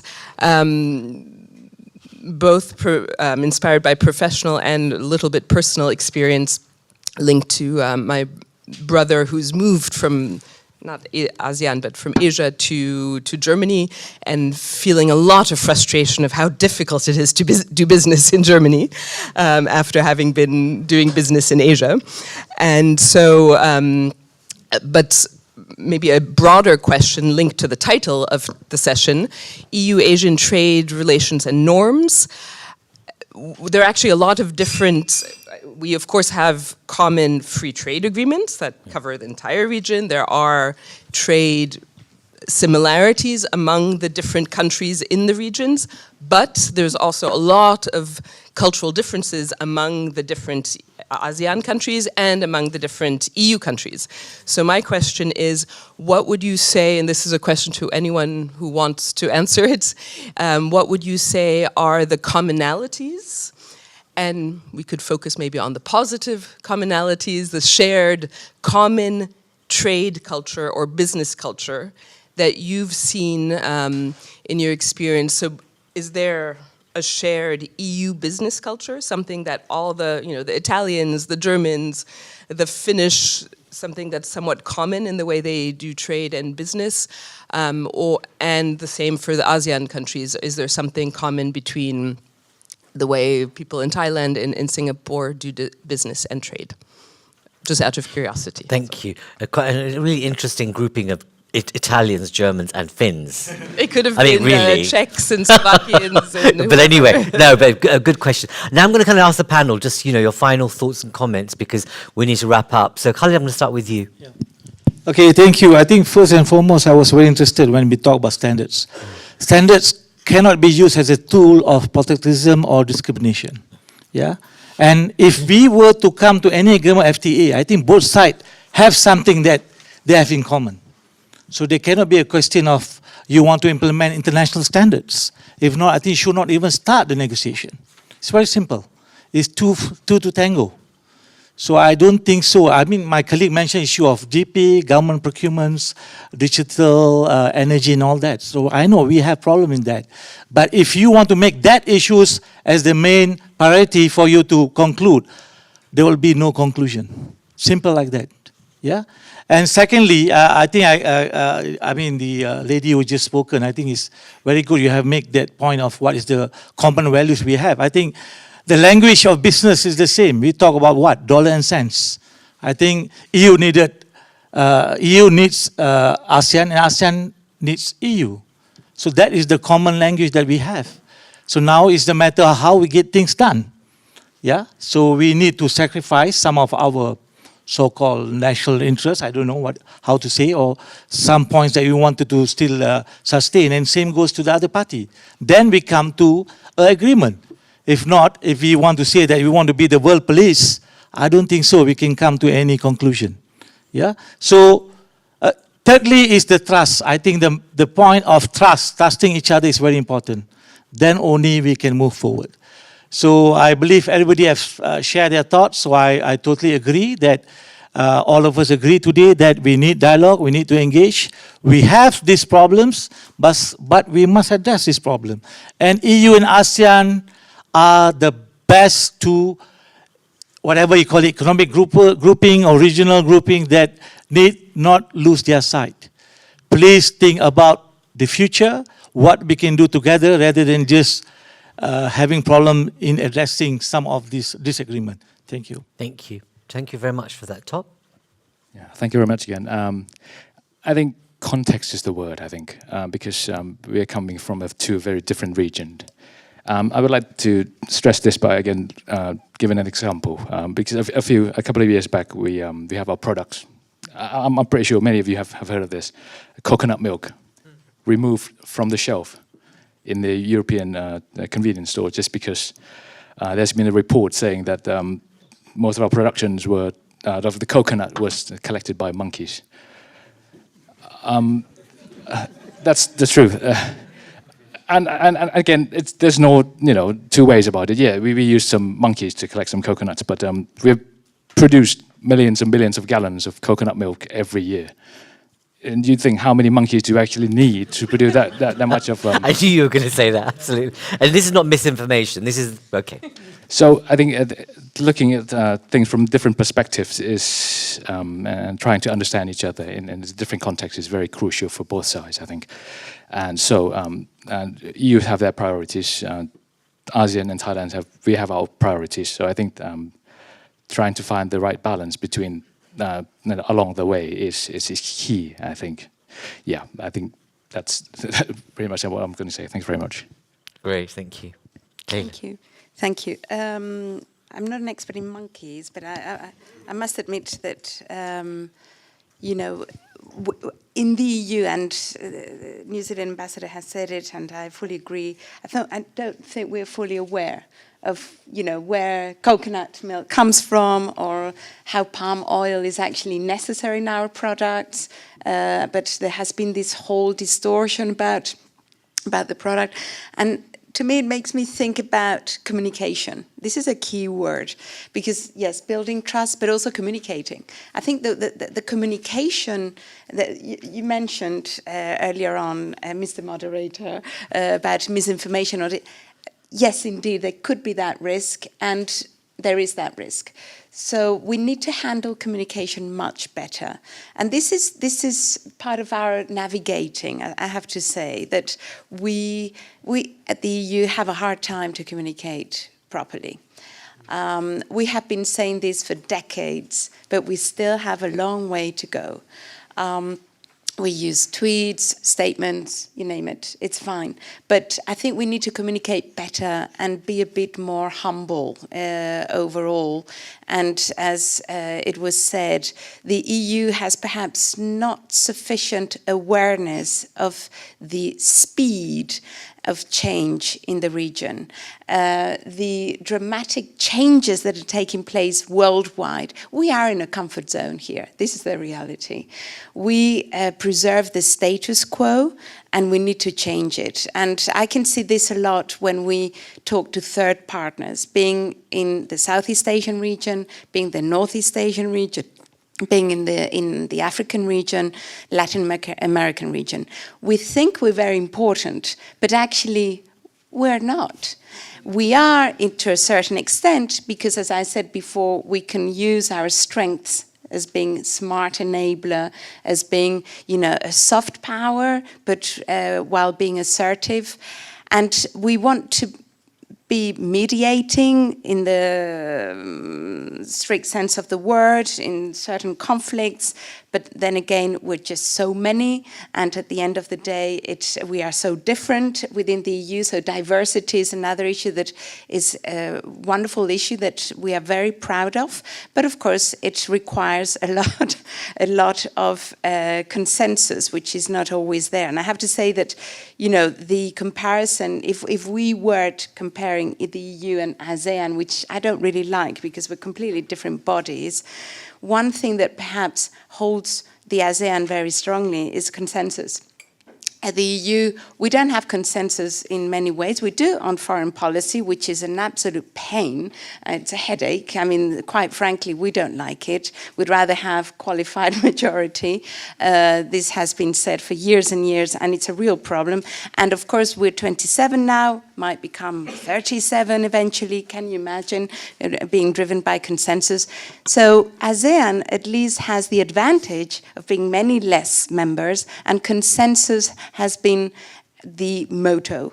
And I think that is perhaps it has preserved peace and good understanding among ASEAN members. There are differences between ASEAN members, but it's kept in the cuisine interne, whereas at the EU we're much more vocal and we don't hide our differences. So it would be an interesting exercise, I think, perhaps another session to compare the working methodology, not only values and principles, but also working methodology, interpretation of reality between the two regional realities. I like to call it realities because then it's a bit more complex, not bodies, but realities. So my message here is basically that, the ambassador of Thailand, and welcome to Brussels, ambassador. I'm looking forward to working together. You said very nicely, trade is part of a holistic approach. And I do agree with this. It's like we cannot separate trade from foreign policy, from environment, from humanitarian assistance. Everything is holistic at the end of the day in our bilateral relations. And that's, I would like to say, our little grain from the EAS. We want to ensure that that is the case. And on that note, I just want to say that EU is perhaps not communicating as well as it should, but it is present and will increasingly be so in the years to come. And we're working very tightly, for instance, with Laos now as the current chair of ASEAN, and I'm much looking forward to working with Malaysia in 2025. We're hoping to have hopefully a summit between the EU and ASEAN, even if it's the Lisbon format, and then eventually the 50th anniversary commemorative summit in 2027 under Singapore's chairmanship. So these are, you might think, yes, okay, these are very diplomatic-driven exercises. Yes and no. I mean, they are diplomatic, of course, they are institutional, but there's a lot of talk in these exercises that can lead us to better understand the business world, to better understand, different think tanks and schools of thought, and I think we really should be more humble about it within the EU and walk the talk. So, as you said before, it's not a walk in the park, I agree, but it's a nice walk with flowers now, by the way, because it's grey now, but there's lots of flowers because it's the spring. But that's what I really want to say, that ASEAN centrality matters to us, and we take it rather seriously. So the message here is that we still have a lot to learn, and with like-minded partners, like New Zealand, who has taken the floor before, and other like-minded partners, and maybe not so like-minded, but also that we work together with very tightly.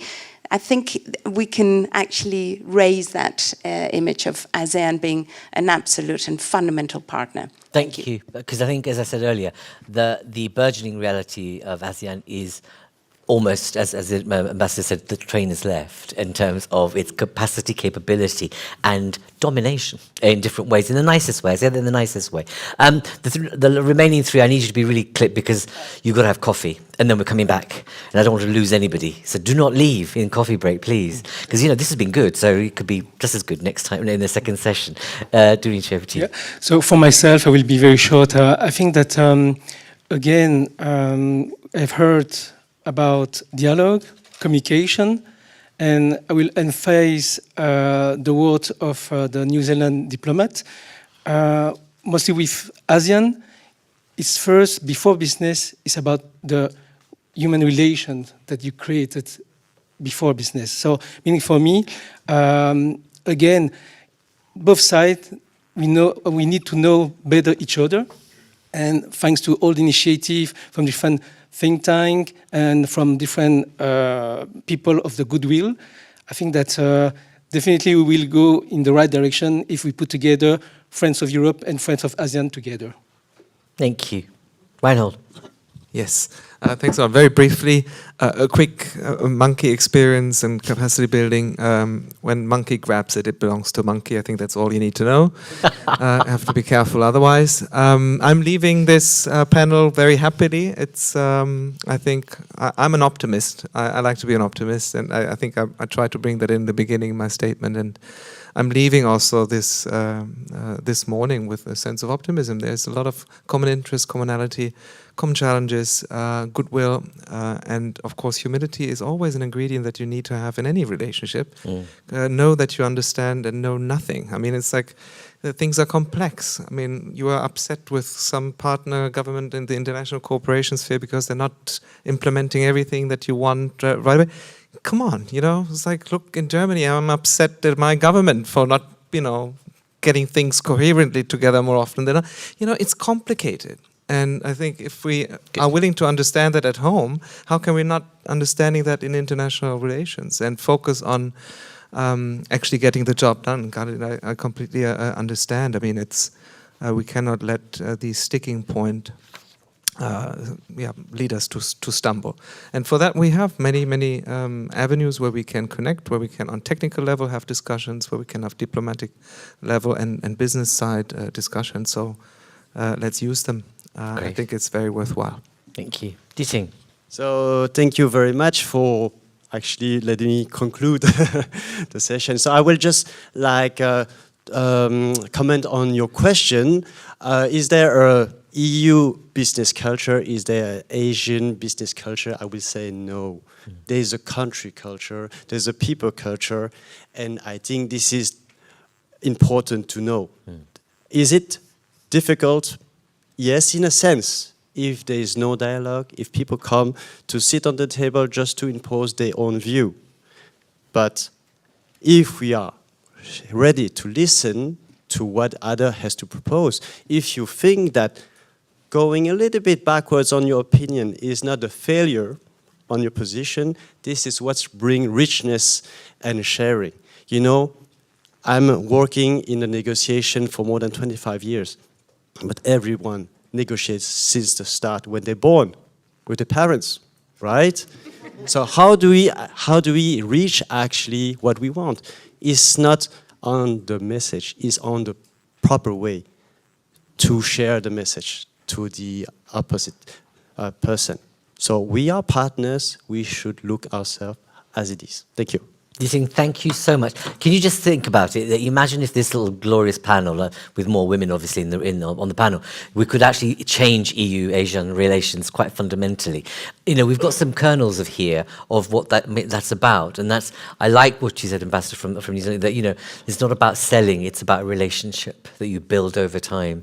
It's about not thinking about preconceived ideas of where a country is coming from or your cultural I suppose your disposition about a country and your sense of where that country comes from and whether its capability is going to be the same as yours in Europe.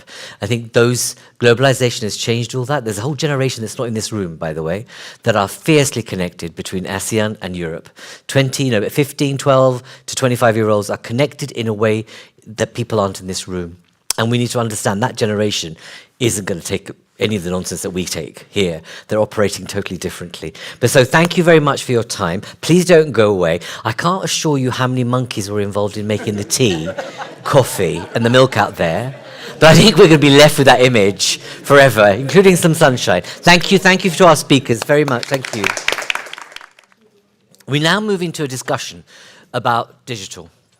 And we've kind of framed this as bridging the digital divide. And it's all about unlocking potential rather than identifying barriers to potential, if it makes sense. What we want to do is focus on what is it can be done to ensure that digitalization, which is fundamentally changing how we consume, behave, and are influenced, how we purchase, is changing fundamentally. It's changing right in front of our eyes, and we have no idea what AI will do in the next 3 years. It's going to be quite fundamental, it's going to be deep, and to some of us quite shocking. But we also, as I made the point earlier in the earlier session, we have a generation of young people who are more digital savvy than anyone in this room, and are growing up, let's say, with digital awareness and conceptual awareness of digitalization in a way that none of us do. And also, just like that generation is able to connect across regions and countries. They are more global than any of us in this room in that way, in terms of how they interact with the world and make sense of it. So this conversation is about how do you bridge the divide that's potentially more at the at the country to country level or region block to block level, and what can we do to move things forward? Again, like the first panel, we have a really interesting array of speakers for you from public, private, etc. Sectors. I'm going to start this time on this occasion with DG Connect. As you can imagine, it's important when we talk about digital. What better than to have Zrinka with us to talk about, from your perspective, what can be done and what is being done to move this agenda forward. I understand. So I mentioned this earlier. You know that this year is the year of elections. So, half the world or more is going to polls and voting new presidents and prime ministers and governments and parliamentarians. Europe is also in the same place. So in June, by the end of June, we'll know what the political colour of Europe is. Will it be more right or even more shifting to the right in a way that we've never imagined before? We don't know. But because I mentioned that, because not only has put the context of this debate there, but also because I know that Zrinka cannot say a lot, because the new mandate will make up its own mind about this relationship. But let's hope there's an element of continuity, but also boldness. But over to you, from what you can say. Hello. It should be on. Yeah, it should be on. Yeah. Thank you very much for having me here. Indeed, if I may, I know I don't have a lot of time, but I was once at a conference long time ago when they were saying that we are going to have a generation of digital natives, literally. So our kids don't know how to use buttons anymore. And I will take it a bit from the other way, because I know that the EU is always perceived as sharing what we have as wisdom and giving it to the other side. But I will take it first from the other side, what we could learn from ASEAN. It's such an interesting and vibrant region, full of digital natives. You have such a growing population. What I find interesting and what we see as very interesting, how this population was able to pick up the pace of digital transformation and also innovate thanks to unfortunate situations such as COVID. You were very fast in adopting digital payments. This is where, for instance, Europe can learn from you. This is where we are lagging behind. You have a very interesting policy and regulatory landscape that allows, together with a lower cost base, for a rise of these innovative companies. You are very fast in adoption of e-commerce, and you have very interesting solutions we would like to look into. And in general, the way you innovate is very, very interesting for us. So I would say these are the three elements that I think would be very interesting for us to learn from you. When it comes to what EU can offer, as you know, we have adopted the Digital Compass, which is our strategy, both internal and external agenda, which bases itself on 4 pillars, quite similar to actually your strategy being developed. So it's we are looking at advancing our skills, at our digital transformation of businesses, at our digitalization of public infrastructure, public administration, as well as secure and resilient infrastructure. And this is, I think, where we have commonalities we could look into. We have developed a large, in this mandate, if you want to call it, puzzle of digital legislation in very important areas, and I think we have already had some discussions with some of people sitting here, where EU can offer our knowledge, our practices, how we approach the regulation of digital services, what our view is on AI. You mentioned a very important emerging technology, but also cybersecurity and data governance. We have already been, speaking of what we have done, we have shared our experiences on the Digital Society and Economy Index, where we helping you develop your ADIX, because that's quite important to measure how the digital economy is being progressed in different states. And I think altogether, working on connectivity jointly is something which I could say we will look into the future. As I said, I cannot prejudge the next college, but I think we have developed and adopted quite a few recently recommendations on resilient submarine infrastructure.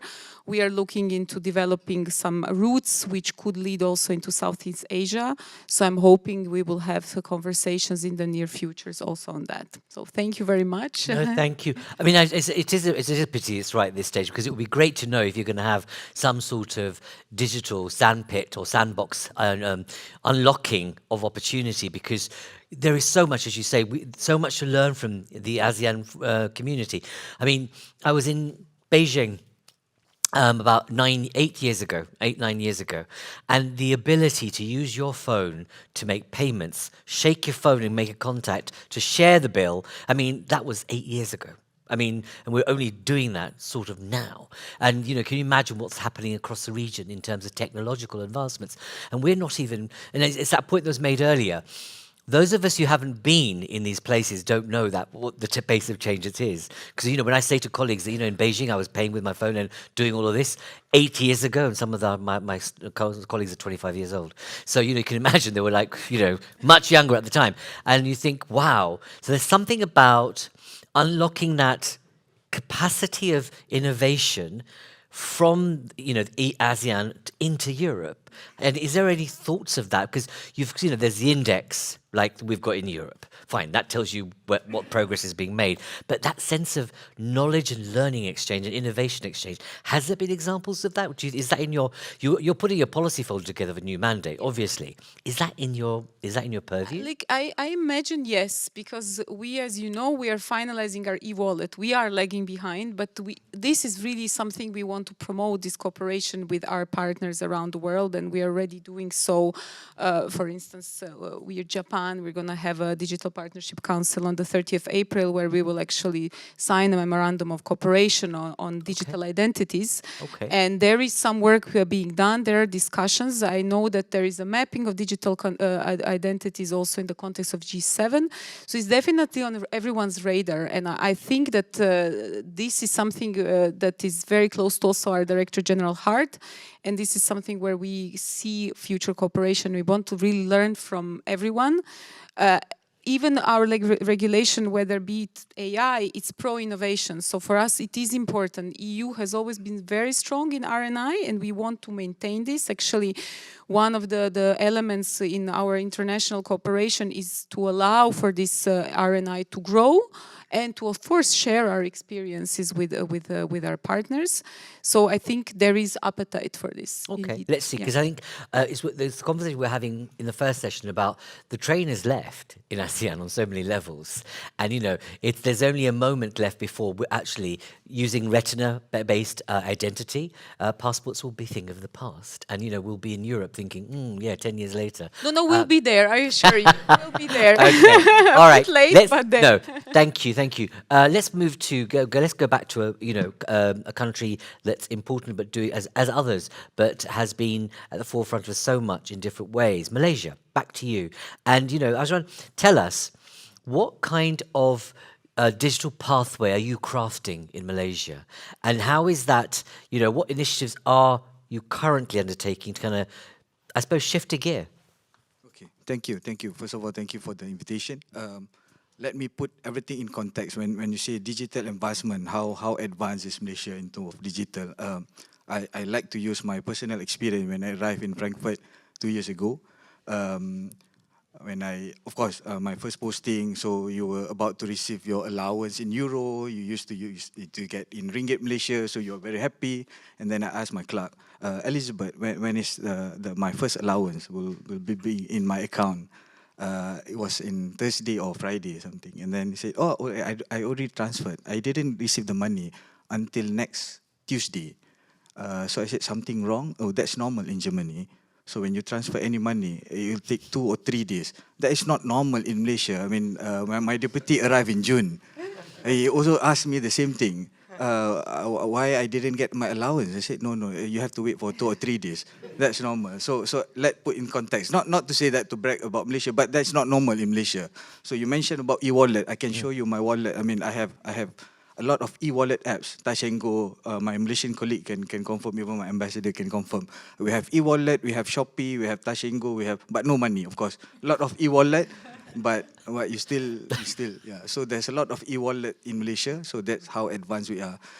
And why there's a lot of success factor. I think because of, as you mentioned, digital native. We are a young country, so that's why we push. Now you don't take for example, coming here, we don't take taxi, even though there are 3 or 4 taxis lining up in front of the hotel. We just take Uber. So my relative said, oh, let's take Uber. So even though there are 3 or 4 taxi lining up in front of, so we are used to that. We don't talk to people anymore. That's not good. So we talk to buttons and apps. So that's how we advance. But taking things into serious matter, I think MIDA, as the government agency, together we work with the government, of course, our ministry, MITI, we take digital more serious in terms of putting 2 things, I would say, technology and services. That's where MIDA, we play a role of getting investors to the country, bringing right technology, things blockchain, AI, AR, VR, everything. And same time, the government put up the infra. As you can see, there's a lot of announcement of data centers coming into Malaysia now. So that's where we are providing a good solution in terms of data centers, the infrastructure to be in Malaysia. And together with our another sister agency, I would say the Malaysian Digital Economic Corporation, where they are solely focused on digital economy, we established a digital investment office where it provides coordination. I heard a lot this morning about different wavelength, same interest, but I think what is more important is the coordination work. We have to coordinate, thanks to Friend of Europe, this kind of forum. This is about coordination. So you coordinate things, we discuss, and put the matter of fact into a real implementation work. So that is important. And what is the selling point of normally our country is that we have one-stop center where we can do coordination, we can do facilitation, we can do evaluation, and also policy advocacy under one roof. So that's how important, because I heard this morning also when discussed about FTA, you mentioned something that the government is putting this one, but the company is saying otherwise, say that okay, we have to put standards. Some countries say standard is a barrier of protectionism. Some countries says that, oh no, we have to open our standard. We want to standardize everything. So that's how important it is to work together. So we are blessed in Malaysia. We have one ministry, one organization that can handle everything from policy, even promotion, until coordination, evaluation, and everything. And talking about what we are doing now, I think for 2024 and 2025, what we are targeting is another 50 billion of investment in terms of digital. So that's very specific. That's why we are very committed. We say that we are there enough to mention that, okay, we are targeting about 50 billion worth of investment in terms of related to digital. That's number one. Number two, out of this investment of 50 billion, we are targeting about 50,000 employment to be created. That's why, again, my issue of the country issue is that the talent. So digital native, it's not that people don't want to work, but how to approach. I mean, selling normal kind of advertisement to find people to work is not that norm anymore. I heard some companies are going to other companies saying that, oh, who wants to go to my company? I'm paying 30% more. That is becoming normal, which is not good for industry somehow, but that's how people push each other now. People are aggressive. I used to be in a stage where companies says that I want maybe 20 people next year, and now coming after COVID, especially after COVID, people are saying that I want 2,000 people, employees, last month, so something like that. So the investment has evolved. We are not talking million now, we are talking billion.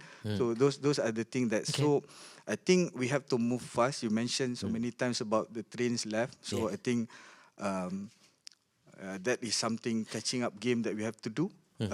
And we have to work fast, and digital would facilitate or make ease of this faster. So I would say that in Malaysia, there's a lot of incentive given to company that goes into automation, that goes into digital investment.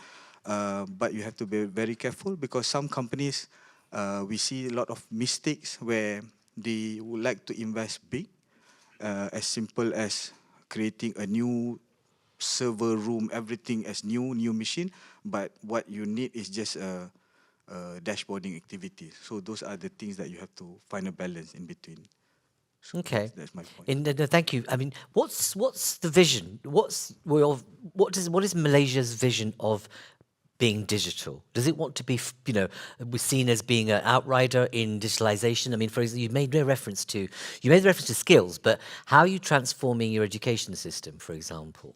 And what are you doing at the other end in terms of, you're a country that's so significant in terms of your tourism, but also you have vast amounts of land, which is beautiful.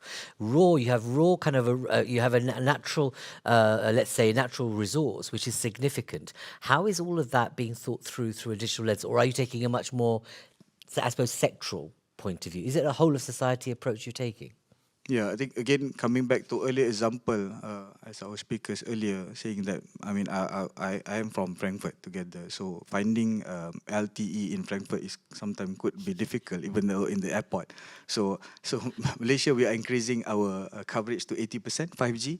Right. So this year, and then 20% penetration. And for that reason, I think number one, we would like to make sure that 5G is not something that you have to. I remember those times you have to pay more to get 5G, but that's normal now. So number one, to answer your question, is about coverage. So 5G is for everyone, not for only high-rise building or certain sectors or certain areas in Kuala Lumpur, but it's everywhere.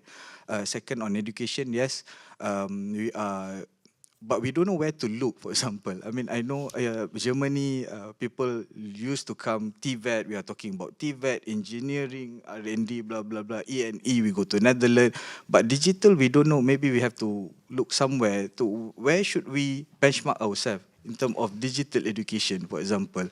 Now, good question. My son is playing games. I mean, they say that I want to become YouTubers. I want to become at the grade 1 or 2. He's open to go into software or programming already, which I don't know.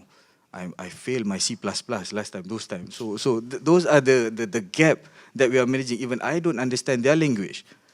So those are the things that we have to minimize the gap and where to look to. I mean, of course, those time our ambassador said, those time we look at EU very high. Now we are equal partners. But in terms of digital, where should we look in terms of finding the right talent or finding the right syllabus that we can train ourselves? As you mentioned, Beijing 8 years ago, maybe that's maybe the right angle that we should look to get the right talent, to get the right syllabus for our people. Very powerful question, and this is no, but it is. It's really, that's why I deliberately poked at it, because I don't think this is an area where you can't say you can learn from Europe or you can just learn from ASEAN. The digitalization is changing everything. It's borderless, and so the capacity to identify where digital education is best, we don't know yet. We haven't created the infrastructure to understand properly.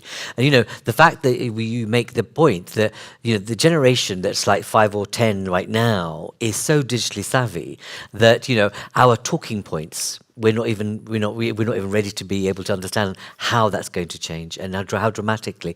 But thank you for making those points. The one question I want to leave in your minds, just to come back in the conversation, and do you think I'm going to bring you into this if you stay the course, is about the Europe has recently only now introduced the notions of a digital single marketplace and being able to digitize various aspects. It'd be interesting to get a perspective from the ASEAN community here about a digital single marketplace for ASEAN. Is that completely balmy? Is it completely off beam, or is it possible? But we'll come back to that in a moment. But I'm going to go to Ravindra.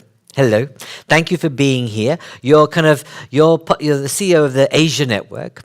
And so you bring a lot of these characters together in different ways. Tell us from your point of view what you've been doing to improve this dialogue, if you like. But what do you see as the kind of the key tipping points, if there are any, or is it just challenges ahead? Yeah, so first of all, thanks for having me, Friends of Europe. Before I answer to your question and share my thought, explaining a bit of my background, because I have a French accent, so you won't be surprised. I grew up in the south of France. My parents are Cambodian, and I have some Indian and Chinese heritage. So I think that, we are all diverse. Even I think we have a quite diverse panel today. I just also to mention Malaysian ambassador this morning point out some figures about ASEAN. I just remind that. So ASEAN is 660 million consumers. digital economy is roughly 1 trillion of the gross domestic product within the next decade. There is roughly per day 125,000 new users on internet, and the internet penetration, roughly 70% coverage, a part of Myanmar and Laos. So that show, and in addition with the young demographics, 75% of ASEAN population is under 35 years old. It shows the potential of ASEAN. But then you have, of course, some limitations. I will share with you 3 of them. The first one, I would say, it's digital infrastructures. Not only digital, but also physical. What I want to add is that if you look at the diversity between rural areas and urban areas, it could be in Cambodia or other emerging countries, Laos, also Vietnam. That's a big gap because, of course, a lot of investment are focusing on urban areas, especially with data centers, digital transformations, and so on. So first, I would say challenge digital infrastructure, physical infrastructure. The second challenge, limitation for me, is digital skills and literacy. I think that, and you mentioned it very clearly, both on gender equality, but also on minorities, we should really put some concrete efforts on that. I think it's my second thought on challenge. The third one, and I think with the rise of AI, cyber threats, for sure, digital safety, but also digital security, it's a very strong challenge, not only for EU, but it's a global challenge. So, which bring me to your answer, how can we really provide some solution to anticipate those challenges and limitations? So I think the first one I would say it's to really implement a regulatory and legal framework. I think that AI is something everyone talk. Recently, I think we have the AI EU Policy Act, but no one will know what's happened in the next decade about AI. So I think that as a collective leadership thought leaders, we really need to be worried, I would say, because of course on new digital technology, and I heard from an expert who said that this is one technology that we invent, but we don't know where it will go. Human invention, right? So that is something that we really be concerned. I think that more on the regulation and legal framework, I think that also policy, national policies, implementation is very important. If I bring you an example, and you mentioned it in Malaysia, we have a program called My Digital Program, which support digital transformation in Malaysia, but also want to attract, I think, 10 billion roughly investment in Malaysia. In Thailand, I think that the advancement, I think, was 2 years ago, working on the 6G, not 5G. They are working already on the 6G. That's something, you know, in Vietnam, in Thailand, in Indonesia, we have way forward from EU, I think, in that new technologies. And I think the third initiative that I will say is the cross-border data flows. I think that, you know, we're speaking a lot of digital payment. And those points is very important because it can. We're speaking in the panel discussion of this morning. Focus on trade. We speak about partnership and collaboration. On the top of collaboration, we should say cooperation. So that is something will allow more implication from different countries, not only in ASEAN or Asia, but also cross-border with EU and ASEAN. Thank you. Ravindra, before you hand over the mic, you know, fascinating what you're saying. You're just reinforcing about the fact that, you know, there's a transformation taking place, which has even started much earlier than in Europe, and the progress and the pace of change is far outpacing Europe in terms of the things that are happening. What's your sense of the way in which data is owned? Because at the end of this, the bottom story here is data. Data is, as they've talked about it, new oil, all the rest of it. In Europe, we've realized that, that's been offshored. A lot of the data is owned by American companies. I mean, the cloud, etc. It's potentially is being seen as a geopolitical sovereignty issue, but we've left it too late, frankly. What's the region doing about owning its data and where it's stored? Do you know? So you don't have to know. I'm just thinking that you may. So honestly speaking, I'm not an expert that's okay. in data, but I will bring this, and I think it's something fair to answer to you to digital transformation and how EU and ASEAN, because this is, I think, the theme of today's topic, how they can learn each other and how they can share best practices. So I think about digital transformation, I will say that this is something very important to be inclusive, but also to apply to different services. What I want to mention is that we should bring digital to citizen. For example, the case of Singapore. Singapore is a very interesting case all among the 10 ASEAN countries, now 11 because Timor-Leste will join us soon. Singapore, why is so important? First, in kind of digital advancement and technological advancement. It said Singapore, it's a smart nation, it's a smart city. As perhaps in Europe, we can say Zurich and Helsinki might be some also smart city in that sense. The second thing also which is good to mention about Singapore is in kind of entrepreneurship ecosystem. A lot of support has been done from the government, both on incentive for SMEs and entrepreneurs, but also in kind of digital transformation, what I want to say from D to C means digital to citizen. One example is when you arrive at airport Singapore airport, you have the e-visa. All the process is very easy, digital passport and so on. What also I want to mention is more than D to C, we have also D to business. So digital to business also is something, for example, in Cambodia with the Ministry of Commerce, you can apply for your company through their portal services from internet. And the last one, I think the most important is G to G, government to government. And it answers to your question how we can make the bridge between EU and ASEAN in some way is that interconnected and data flow sharing. But I think I have two more points on that because I saw that the time is also exactly coming to an end. So I think that also EU might take example on best practices, especially from the regional digital master plan 2025, which supporting three key pillars: digital economy, digital transformation, and of course, digital innovation. So taking best practices from that regional master plan, ASEAN 2025.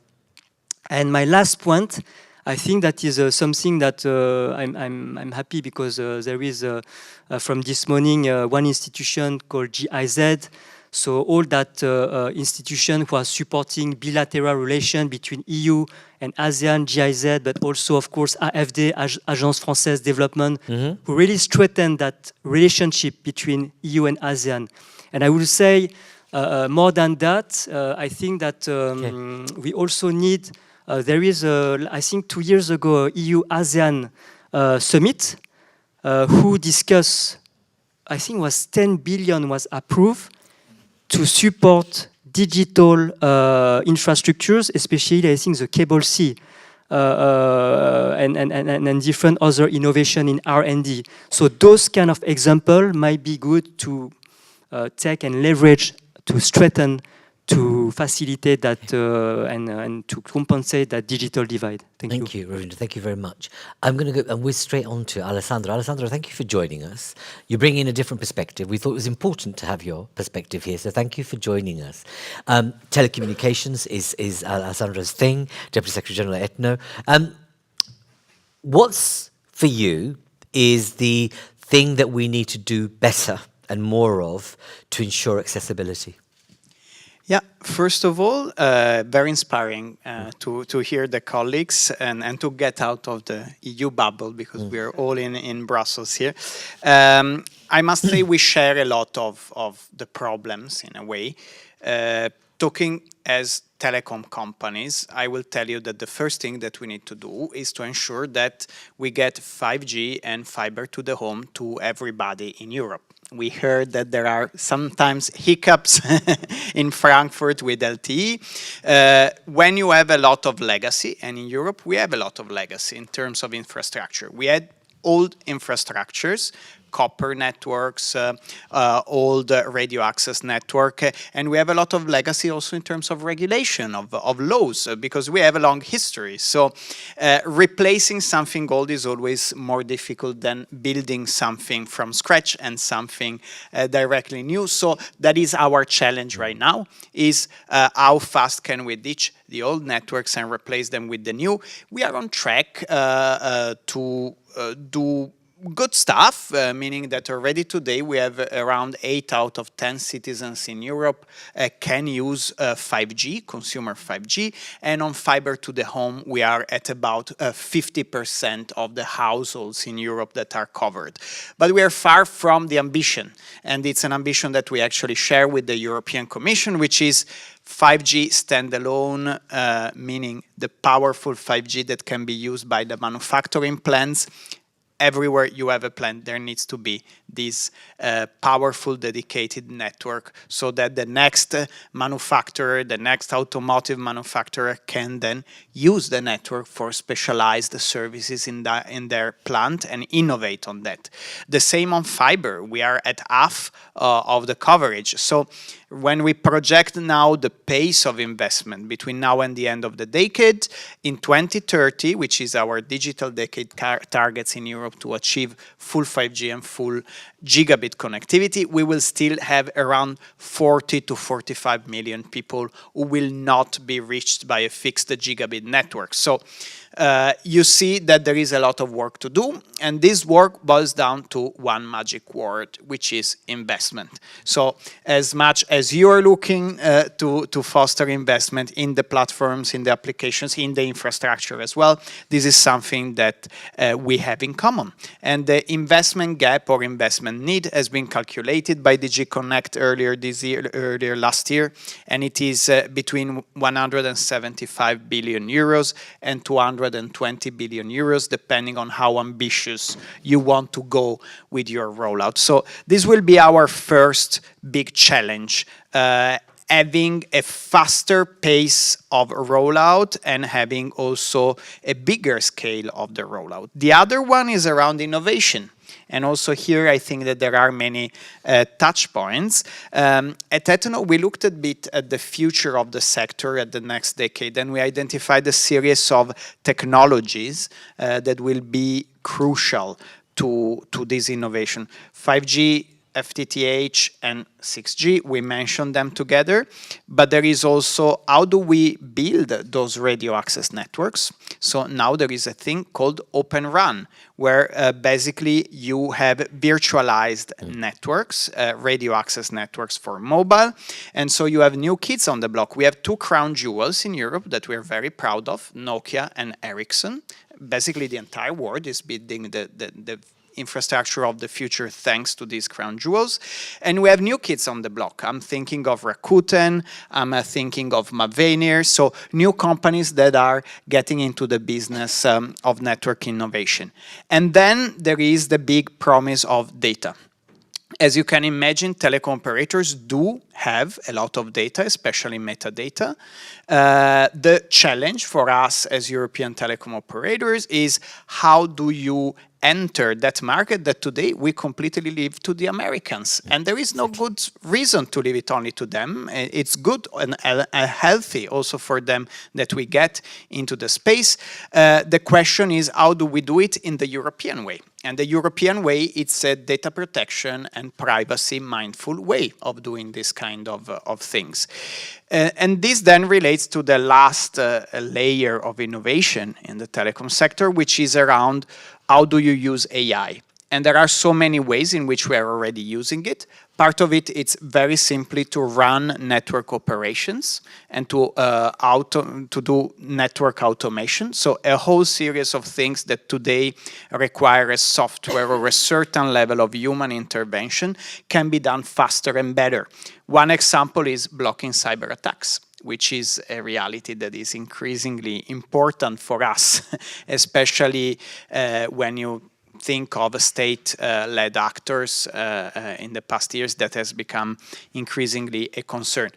But also, there is a lot that telecom operators can do on AI in terms of customer service, but also in terms of offering new services to customers that today we let others offer to the customers. And this is an area in which, for example, the South Korean operators are inspiring us a lot, and they are also neighbors to ASEAN in a way. And there we find that they are among the best in terms of benchmarks when we look around the world in doing things. Last thing that I want to mention is there are many reasons why we decided to come to the panel today. Of course, Forum Europe always has the most meaningful conversations, and your geography is an extremely relevant one because it's so inspiring. We heard it in the first intervention. There is so much that we can learn, for example, on digital payments. Imagine that in these weeks, there are discussions with the legislators of whether basically you should make telecom operators and tech companies liable as if they were banks. This, of course, would kill the innovation around mobile payments, even though there are very important and useful initiatives like the e-wallet. The jury is not out yet, by the way, on this file. Again, why? There is a lot of legacy. So understandably, the banks fear a lot of competition in this field, and they're trying to push that the new kids on the block are not there. But my reason for being here today is also that geopolitics has entered in a very vivid way the life of the boardrooms of telecom operators and the decisions that we do in the tech space. So today, if you are a company that either at the service or at the network layer works in the digital and connected world, geopolitics is, I would say, in the top 3 of your worries. And we really need the dialogue. We really need it desperately. And of course, there will be things and sanctions and stuff on which you will need to be compliant. But there are some things that we need to continue doing together. And for us, one obvious one is around sustainability. So the twin green and digital transition is one on which we are engaged at the global level with the International Telecommunication Union, with JESI, which is a global sustainability association in which I'm in the board, because that is a global conversation that will need to stay and continue as a global conversation. Thank you. I'm glad you raised the point of, and that's really, really helpful, very helpful to understand better. And you say that, you could leave everything to America, but should you? Especially if the dreadful man gets elected this autumn. But the issue is that, you say that the conversation that's happening right now in Europe is about whether telecommunications companies should be held accountable like banks for money transfers. It's almost as if it was invented here. How did ASEAN countries manage it? They've had banks forever. But, when I think of the payment system that I experienced in Beijing 8 years ago, right, I didn't, a single moment did I feel insecure. It just happened. And there's something about the agility of processes in ASEAN that we need to learn from potentially, because otherwise what we do is we think about all the different scenarios, if you like. That's not to say that's wrong, but it's like, somehow you miss the plane or the boat by doing that.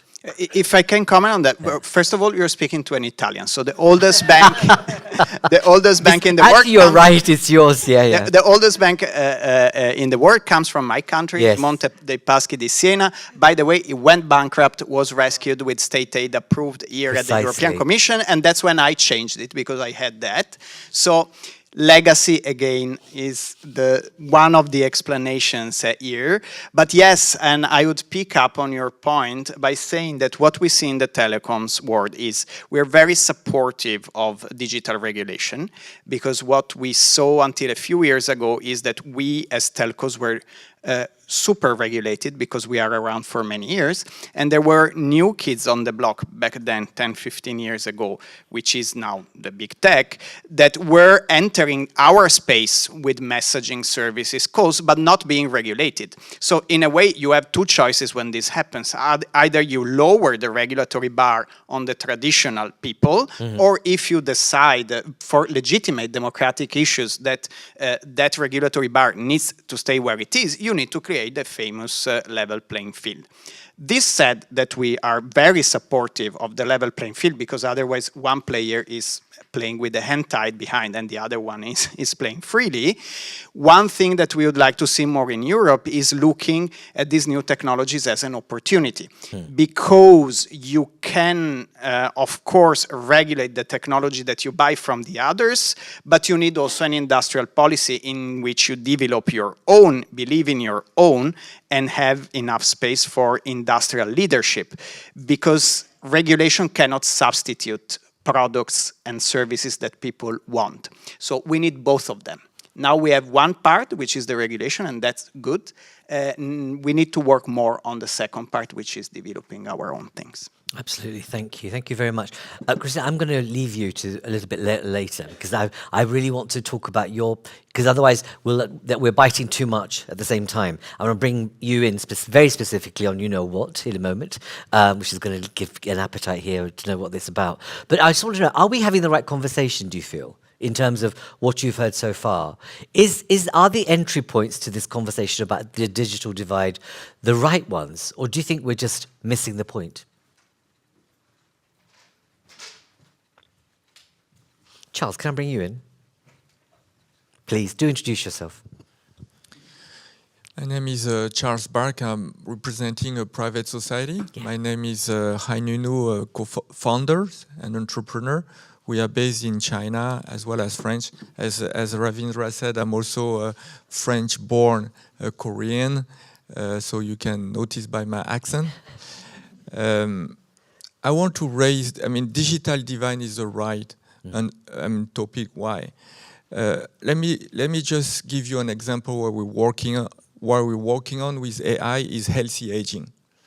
1 billion seniors all over the world, but where are they located? In low and medium income countries. 80% of them.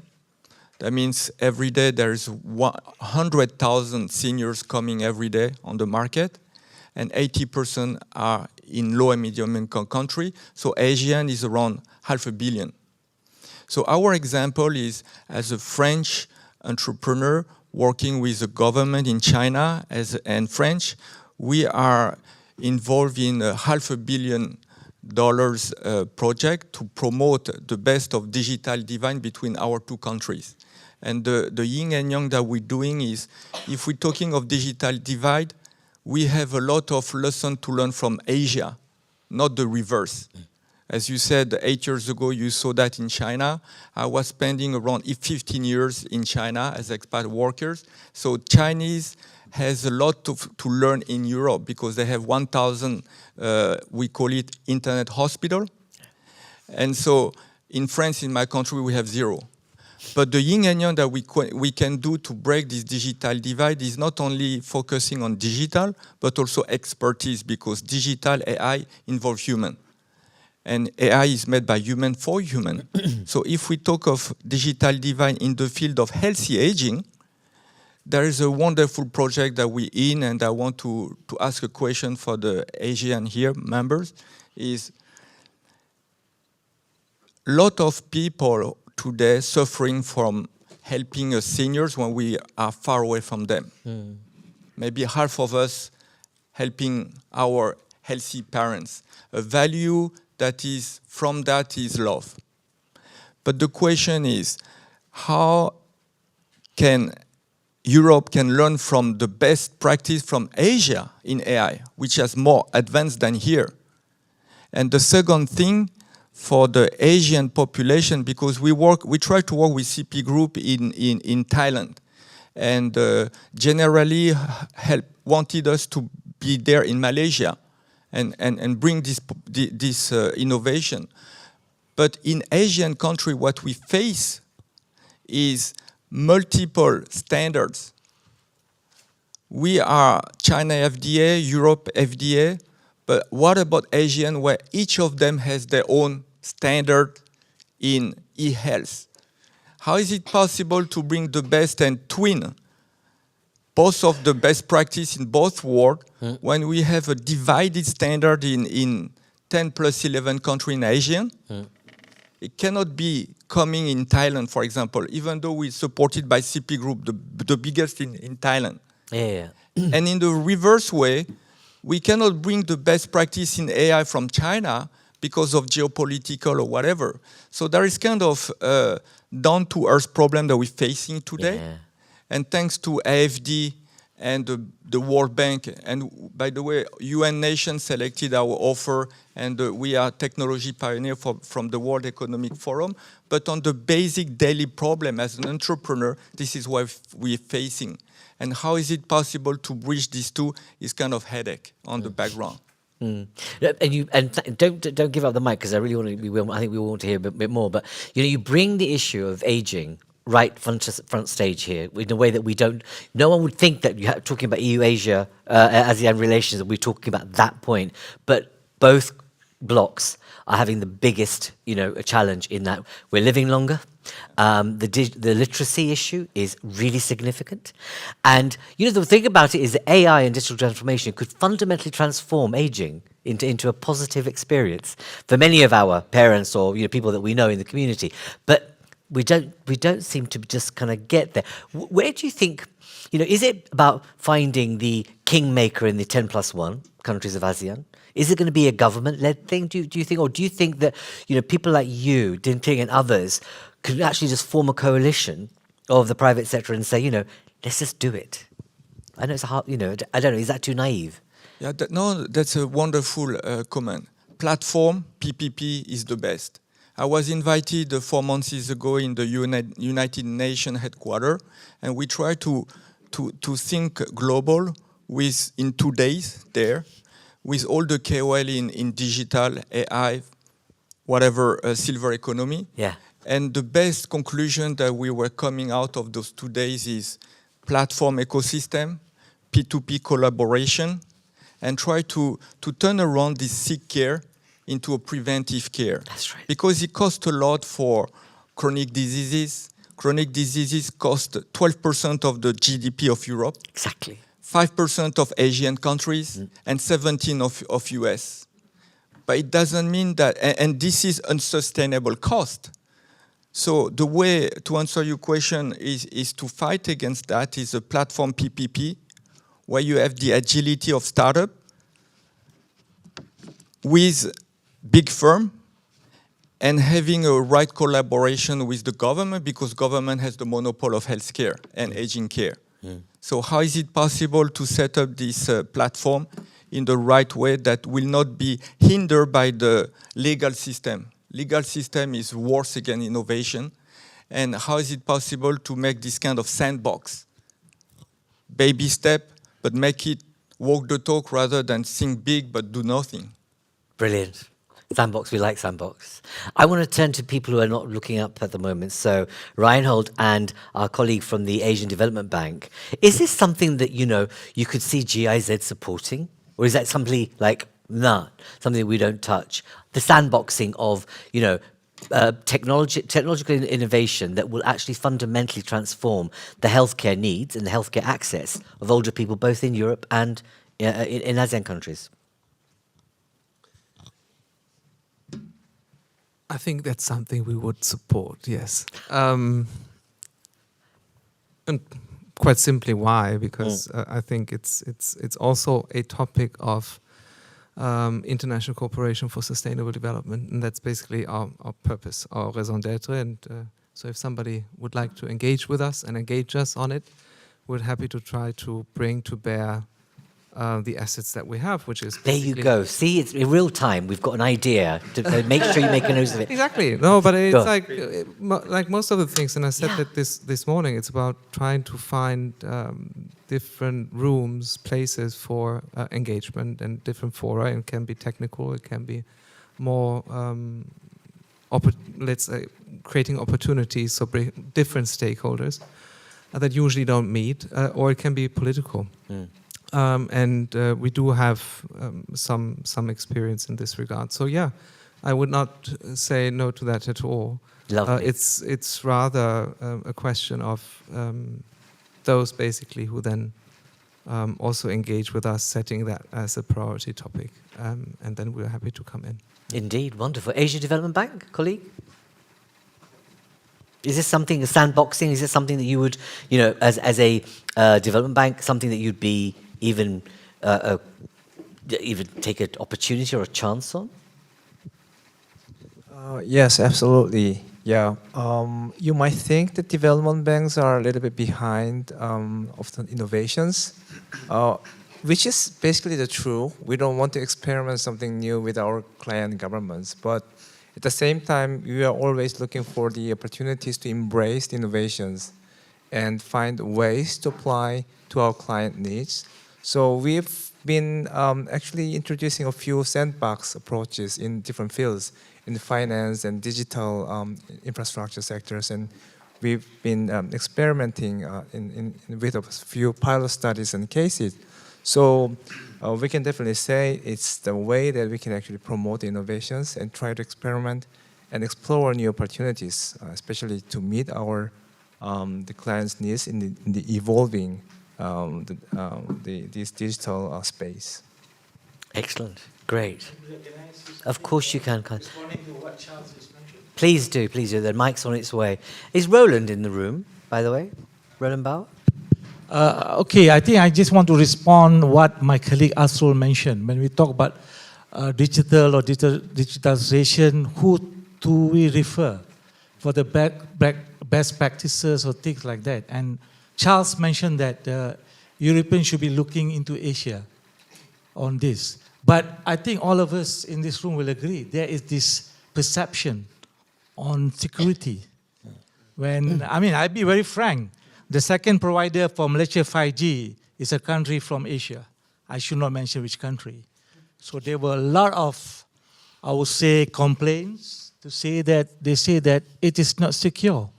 You cannot have another company coming from this part of the world telling you what to do, and we are using their so-called system.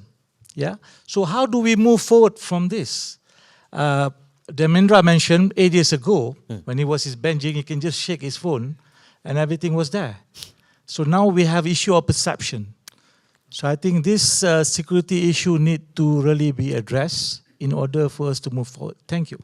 No, thank you. I think that there are real major issues about, you know, it's very easy. The reason why I say it's unfortunate if that horrid individual becomes president is that what happens is you become absolutist and you create division and you create a meism, which stops dialogue. And you cannot almost, it's the rhetoric is so harsh, and given the communities that we're dealing with that feel vulnerable, will believe it. And therefore you suddenly create divisions. And it's really hard to walk back from there. And that's hopefully, you know, that the world will enter into. But I think it's going to be important that despite what, you know, even after COVID, when so many people said globalization is being the, you know, the cause of all of this, and they wanted to turn the clock back and have sovereignty, there isn't a politician in the world who could show you how you can turn the clock back. How can you change made in China that's all over the world? Europe and China benefit from each other, their relationship. You can't suddenly just turn the clock back on that. Gentlemen, so firstly, actually, you were first, Ambassador, then I'll go to Diting. Sorry, so much interesting stuff. Yes. This is my passion project, so apologies for taking the microphone again. Just to be controversial, I don't think you're having the right conversation in a way. Ambassador New Zealand, right? Yeah, speaking in my personal capacity.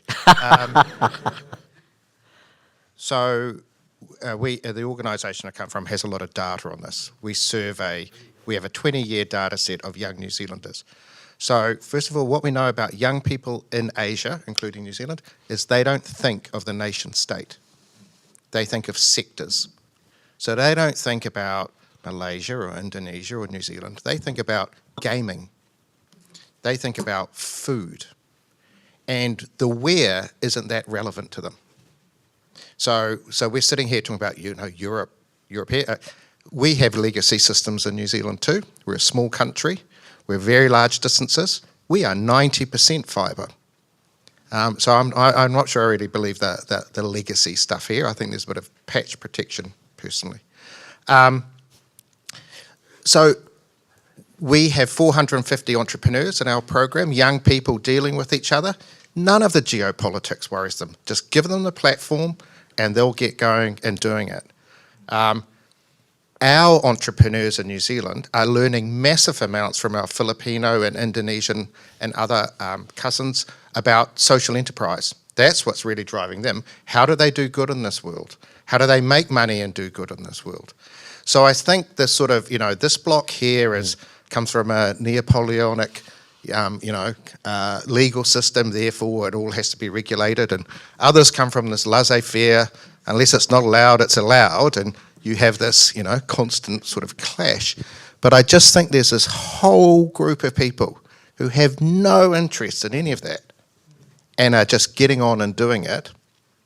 And that's why I think perhaps the conversation, we have young Māori disadvantaged people in rural New Zealand who can name who can name all the emperors of China because they play games.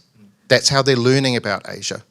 They're not learning about it by watching news and things like that. No, absolutely. Sorry, that's my project. Thank you for raising. But I do, and this is where Christina's going to be really important. Is in the discussion is that I agree with you. We agree with you from Friends Europe in terms of the fact that there's that intergenerational disconnect, which we're not even aware of at this stage, right? And you're quite right that people are learning things about let's say even young generations learning about Shakespeare through TikTok because it's become viral, for example. Or Korean, K-pop, and look at the, I've got a very large Indian, distributed family in the UK. They're all hooked on Korean soap all of a sudden. They've moved from the Indian soap to the Korean soap. That's globalization for you, it's amazing. So, but we underestimate that. But the issue that we do need to be mindful of is how do you protect the privacy and the cognitive, freedom. And what I mean by this is how AI will affect those minds. But we'll come to that in a moment. Diptik, you wanted to? Sorry. So it's like personal comments. Okay, I like to speak out loudly what I have in mind, and I'm not expert in this technology, but of course, as everyone, I love new innovation. I love new technologies. Everything that can make our life easier, right? But I think for any new innovation, we should have regulation go with how to protect the consumer, because this is very rich, but also very dangerous technology that you hand to the public. Everything that you hand to the public, you need to have a code. You need to have a code of conduct. You don't hand a car to someone who'd never drive, who never study driving license, right? So that's one thing. And this is also part of the educational system. Kids needs to learn, like someone said, digitalization is not only social network, is not only gaming. It has to be more rich for the education. So education has to be changed profoundly with the innovation that's coming with. Another thing is everything goes faster. We live longer. Why do we need to live faster? I'm just thinking like myself. Well said. What I'm going to teach my kids, and what are they going to teach their own kids? Do you know what patience means? Nobody knows what patience means. You see, my kids now, they can queuing in Euro Disney for 2 hours, no problem. Of course, because they have the screen. Shut down 5G. 2 minutes, they shout, they scream. Is it that the essential question, where is my 5G? I say here we have Edge. It's okay. I cannot use Waze. I lost myself. No problem. I enjoy new landscape, right? We have to sometimes go with the technology, but also think about ourselves. Why should we speed up our life like this? Thank you. Really well said. Well done. And the thing is that there's not enough of that statement being made by those who make decisions on this, because that demographic doesn't get it. And they don't even understand the pace of change that's happening on the ground. And that's why you have unfettered AI development across the world, because the boys and girls over there, let's say, if I point, just haven't got a Scooby. They just haven't surrounded themselves with the right people to understand what's happening. And now we don't have patience. Because I was thinking about it also, when you think about those kids that have grown up in the past 10 years, let's say, you can see in terms of their inability to multitask, their boredom thresholds are the lowest you can ever come across, and there's no sense of quiet time. There is no sense of actually, I'll be away from this, because from the morning to the evening, you're on that. And it's like, it's changing the cognitive, behavioral skills of a generation that we haven't got a clue about. But anyway, let's not paint a dystopian future. Let's really hope that, we can rely on human nature's good side to do things. But exactly, they did. That's right. But I don't think that's the same as AI for some reason. But anyway, I know what you mean. But I don't know. When we've seen some of the excesses of AI already, I'm not sure. But on that note, let's go to you, Chris, because I left you to last, because before we go to the ambassador, EU ambassador to ASEAN, is talk us through AI and the governance frameworks, what we could do together rather than separately. Okay. Yeah, I know. So it's open, yeah? Yeah. Okay. So thank you very much for inviting me. This is a great, great discussion. There are topics we can have big discussions for hours. Now you have asked me about AI, about ASEAN and EU. We can wonder about our convergence, because ASEAN countries and Europe have two different approaches, but we have a common foundation, which is about human-centric approach of AI. I've traveled a lot in ASEAN countries, and I have discussed with public and private sector in many areas, in many regions, many countries. So it's true that there is a how can I say, a difference of understanding the digitalization transformation process. In EU, we know very well, we have a centralized oversight, we have centralized institutions. We are about to adopt our AI Act, which is quite specific, based on sandbox, and very specific. So, and we we have a new baby, AI, the European AI Office, which will help with the implementation of the regulation. While in ASEAN, we have guidelines, we have code of conduct on AI.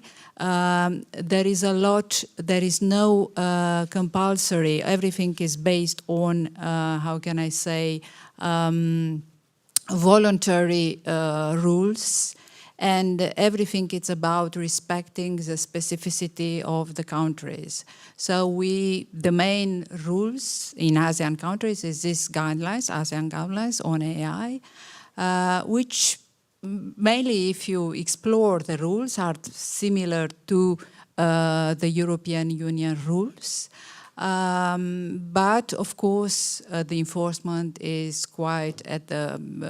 It's not compulsory. So there is a lot of space for innovation, indeed.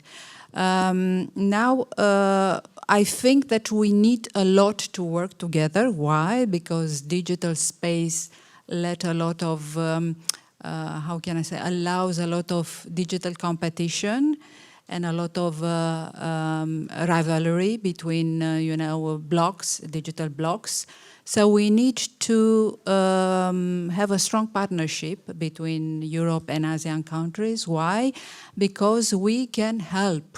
We can help to work with international organization and to set up a basis, a common basis. We need to influence together at the international level in order to preserve this kind of trustworthy AI. And what we can do on a very specific base, it's we can, for example, organize a lot of training programs, sharing experiences, best practices. We can set up platforms in order to share all these kind of good practices and support also ASEAN countries with this kind of digital public infrastructure. This is I think, one of the main priority of Europe. And of course, we need to learn from each other. I was traveling a lot in ASEAN countries, and I can tell you that I learned a lot of things.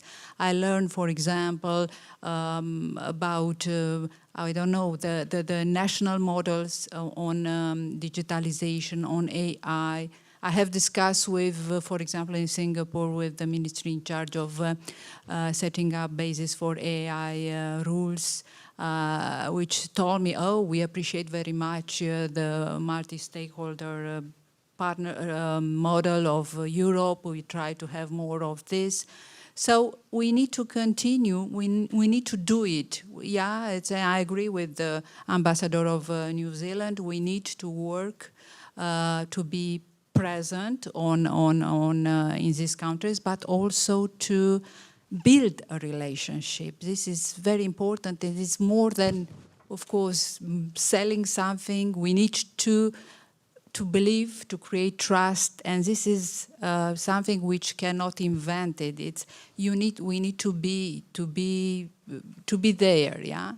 I'm optimistic, and I truly believe in this kind of strong partnership between ASEAN and Europe, because our values, as Mrs. Ambassador of Thailand said, okay, we have the same values, and it's true, we have the same values, but we need to travel and discover by ourselves. And I can tell you, I took this initiative. I was traveling for months and months. I was meeting my colleagues in different university. I was spending time in IT labs while I'm a lawyer by training. So I'm not an engineer, but I was curious, and we need to be proactive and to go beyond our comfort zone, and to talk, to have a regular dialogue. We have so many instruments at our disposal nowadays between us and even between the European Commission. We have partnerships, but we need to work on this. We need, I can make a comparison. When I worked in Eastern European countries and I was working on behalf of the European Union, we were just a small team, and when I made the comparison with what the Americans were doing in Eastern European countries a few days ago, they had, armies of people working in Eastern European countries. So I see like a kind of comparison, maybe not with the United States, maybe with other countries, maybe with China. So we need, I think, through this kind of partnership, and I'm sorry to repeat myself, to create a more fair world, and the AI needs to unite us, not to create a more fragmented world. So this should be our memento mori. So, and AI should be like a bubble tower, how can I say, an ideal, an aspiration, and we need to preserve, to work all together, trying to trust each other, because after all, humanity is about sharing values, and this is my main view. No, it's I'm glad. It's a really important message you've delivered. Is that let AI become a bringing together or a coming together for all of us, rather than unite us, rather than divide us.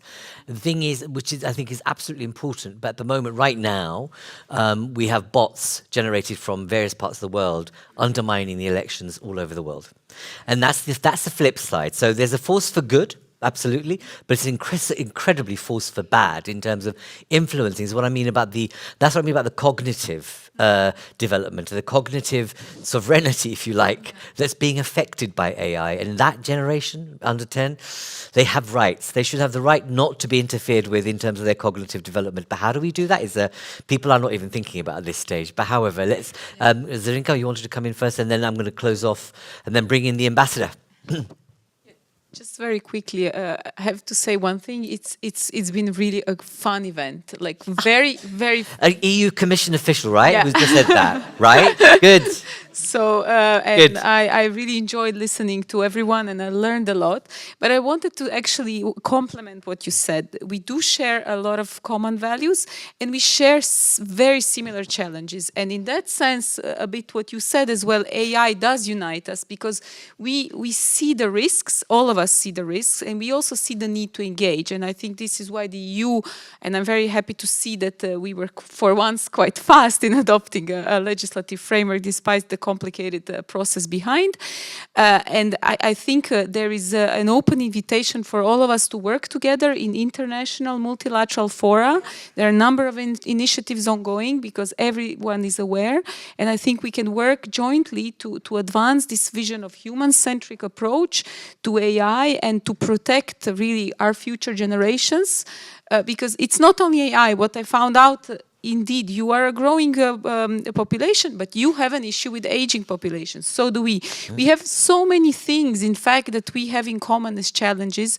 And I think it's really a great time to actually to continue and build on the cooperation and work closer. And I will stop there because It's okay, thank you. So Alessandra first, then I'll come round that way. Ravindra, then Alessandra. So first of all, my closing remark is about the energy that you get when you speak with people from Southeast Asia, and also the way that is much more positive and opportunity-oriented of looking at the future, which is something that we don't have that much in Europe. So that's my one takeaway from the conversation.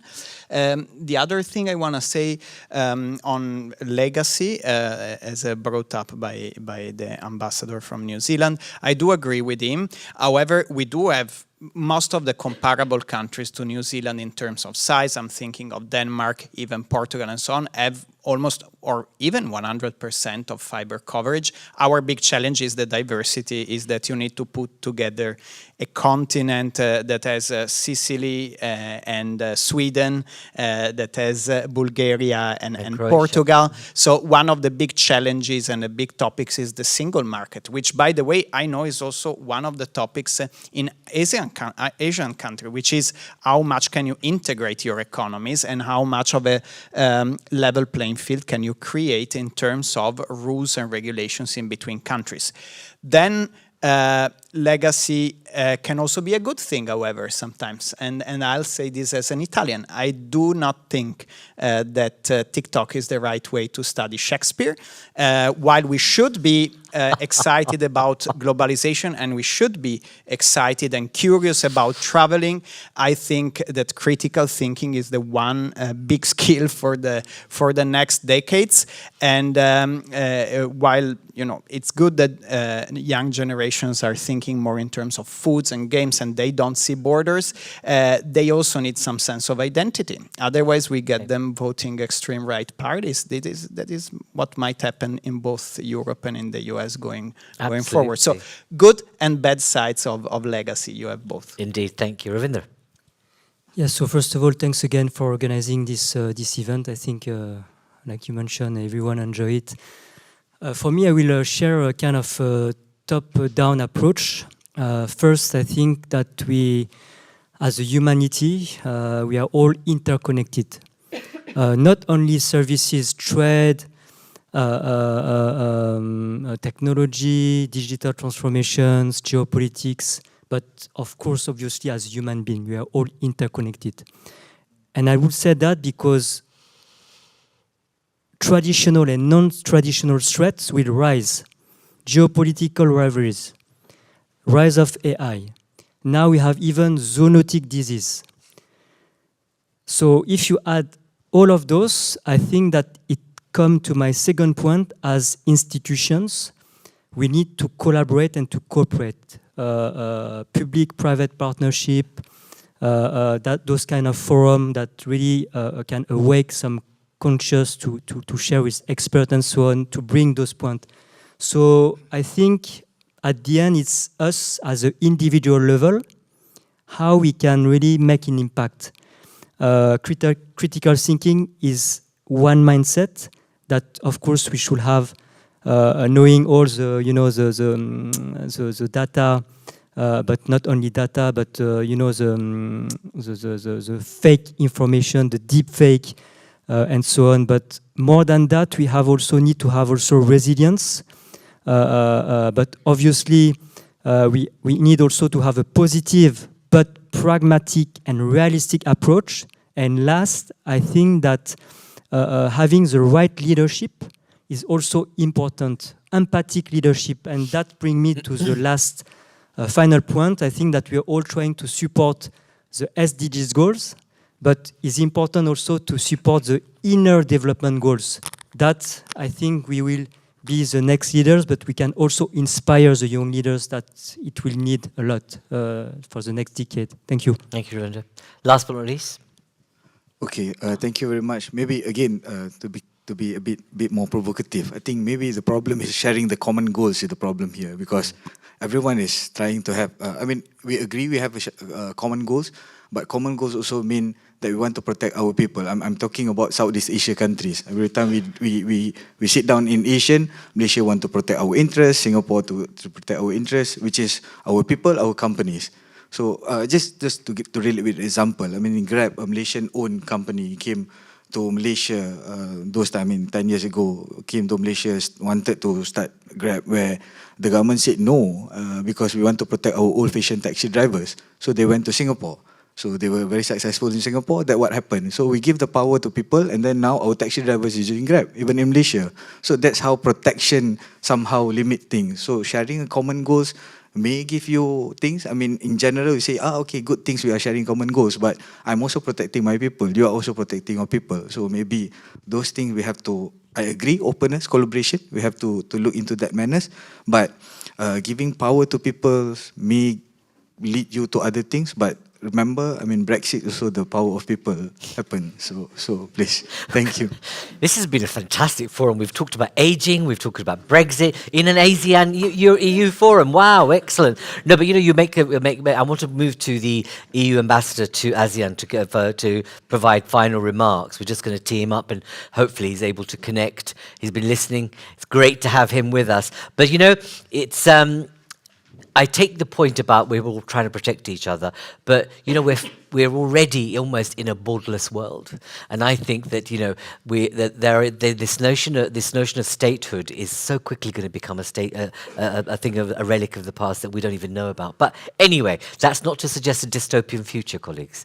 Everything's up for grabs to making a beautiful society, and given what some of you have been saying, it's clear there is that capacity and capability. But Ambassador, can I invite you to say a few remarks by conclusion to what has been described as a fun forum where we've discussed a whole range of issues, actually, and I didn't imagine that we would cover some of them, to be absolutely honest with you. So that's the beauty of having the audience that we've had today. So, Ambassador, over to you.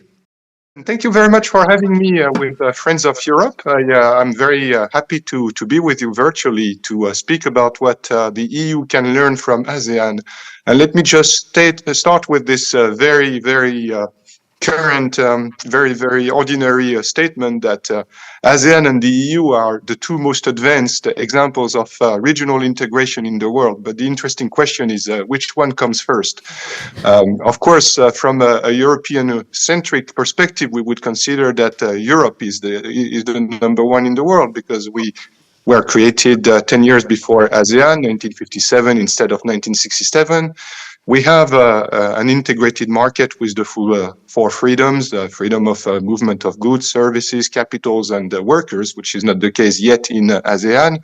We have a very comprehensive set of integrated and common policies funded by the EU budget. whereas the ASEAN common budget is still quite limited. And it's the same with our institutions. We have very integrated institutions with the European Parliament, with the European Commission, with the European Council, with the Council of the European Union.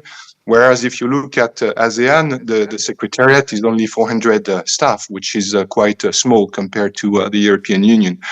But actually, rather than speaking about what differentiate us, I think it's important to keep in mind what brings us together and what we have in common. So I heard a lot about values and principles. I mean, this is really the main platform and the reason why we have to cooperate and we have to work together. Also, we have this very acute awareness that we can achieve better and more working together as a grouping of 27 member states from the European Union or as a grouping of 10 member states from the ASEAN side than working alone.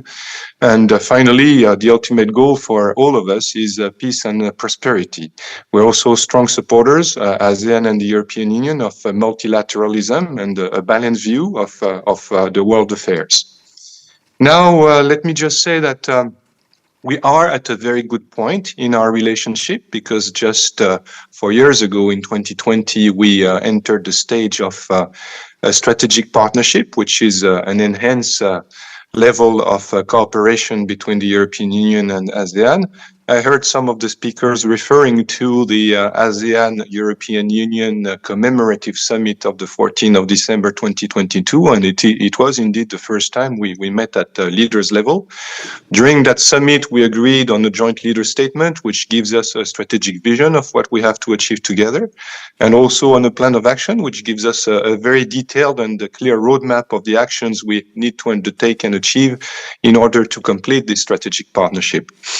Most recently, on the 2nd of February, we saw that the European Union ASEAN ministerial meeting was a great success in Brussels. I traveled to Brussels for the occasion, and we had a very good level of attendance. We had a joint statement, which is always a good achievement between partners, and we had the opportunities of what I call the diplomatic speed dating with many bilateral meetings between the foreign ministers of the European member states and of the ASEAN member states.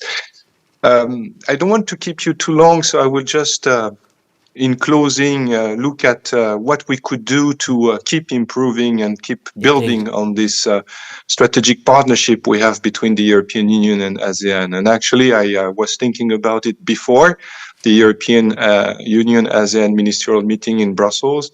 And we agreed with all the ambassadors based in Jakarta, which is the headquarters of ASEAN, to produce a joint set of recommendations. And there are 8 recommendations that I would share with you, and that will be my conclusion.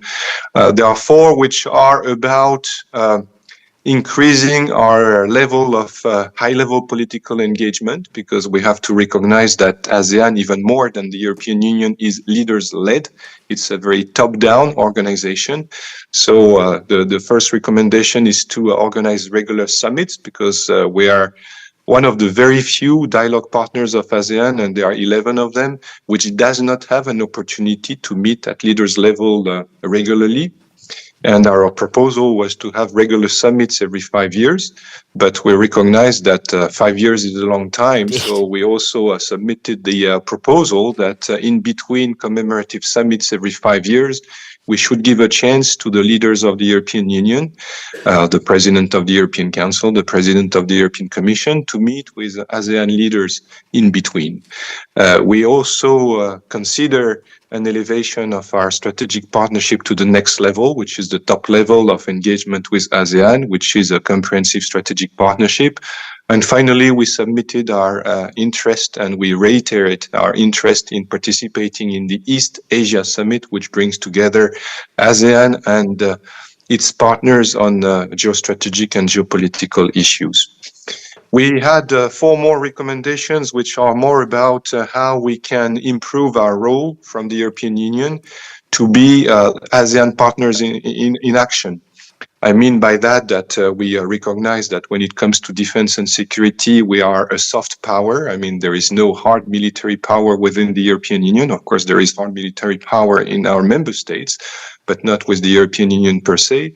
So we need to nonetheless commit this soft power to the ASEAN-European Union strategic partnership. And what I mean by that is that it's important for us to agree on common positions on geostrategic and geopolitical issues, and we did so even on very divisive and very sensitive issues such as Ukraine or the situation in the Middle East.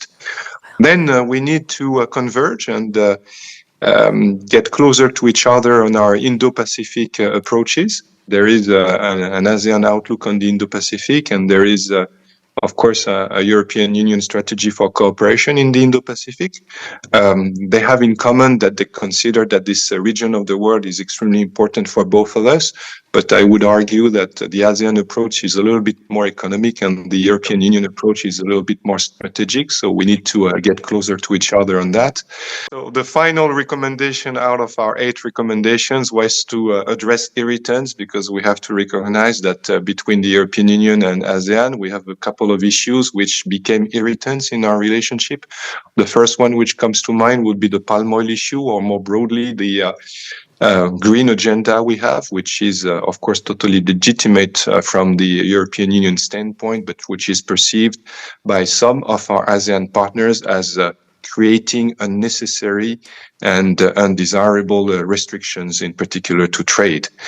So let me conclude this here, but of course, I'd be happy to continue the conversation with you, your panelists, or your audience. Thank you for having me again. Thank you, Ambassador. Thank you very much. Very much.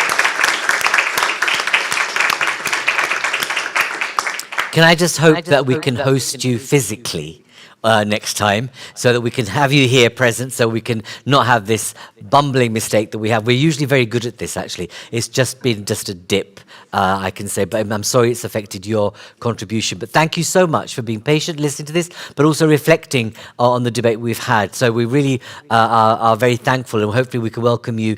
If this becomes an annual affair, which I hope it can, then we'll make sure we book you all in advance to be here in person, which would be great. So that's it. Thank you, colleagues. Thanks to our panel for being wonderful. Thank you very much.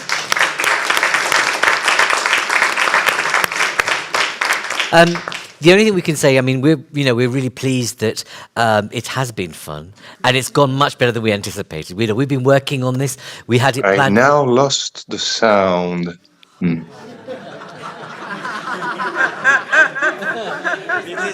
Okay. It's the universe. I've been so cocky. It's just like coming back at me. That last year we were going to have this. We had to postpone it for a range of reasons. And I'm so glad that, sometimes things happen for the betterment. But we now have it. We've got new partners. And I hope that we've got some partners from the audience who can build with us to make this forum a really big thing as of every year. So thank you for your patience. Let's hope that you all are able to make the most of the time that you have here together and make new connections. All I can say is one thing, that, given what the world we live in at the moment, it's probably the most dangerous we've ever lived in so far in our adult lives since post-war, World War II. It is. I don't want to put a dampener on this, but it is the most dangerous place at the moment. But I think the issue is that we can make such strides of progress if only we had the mindset that we were described here about unity rather than division. And on that note, and also, I suppose this is not meant to be a divisive note. Imagine if ASEAN wasn't about how boring food and culture would be in the West and North. On that note, take care. Thank you all very much, and see you again very soon. Look at our website for the next event. Thank you.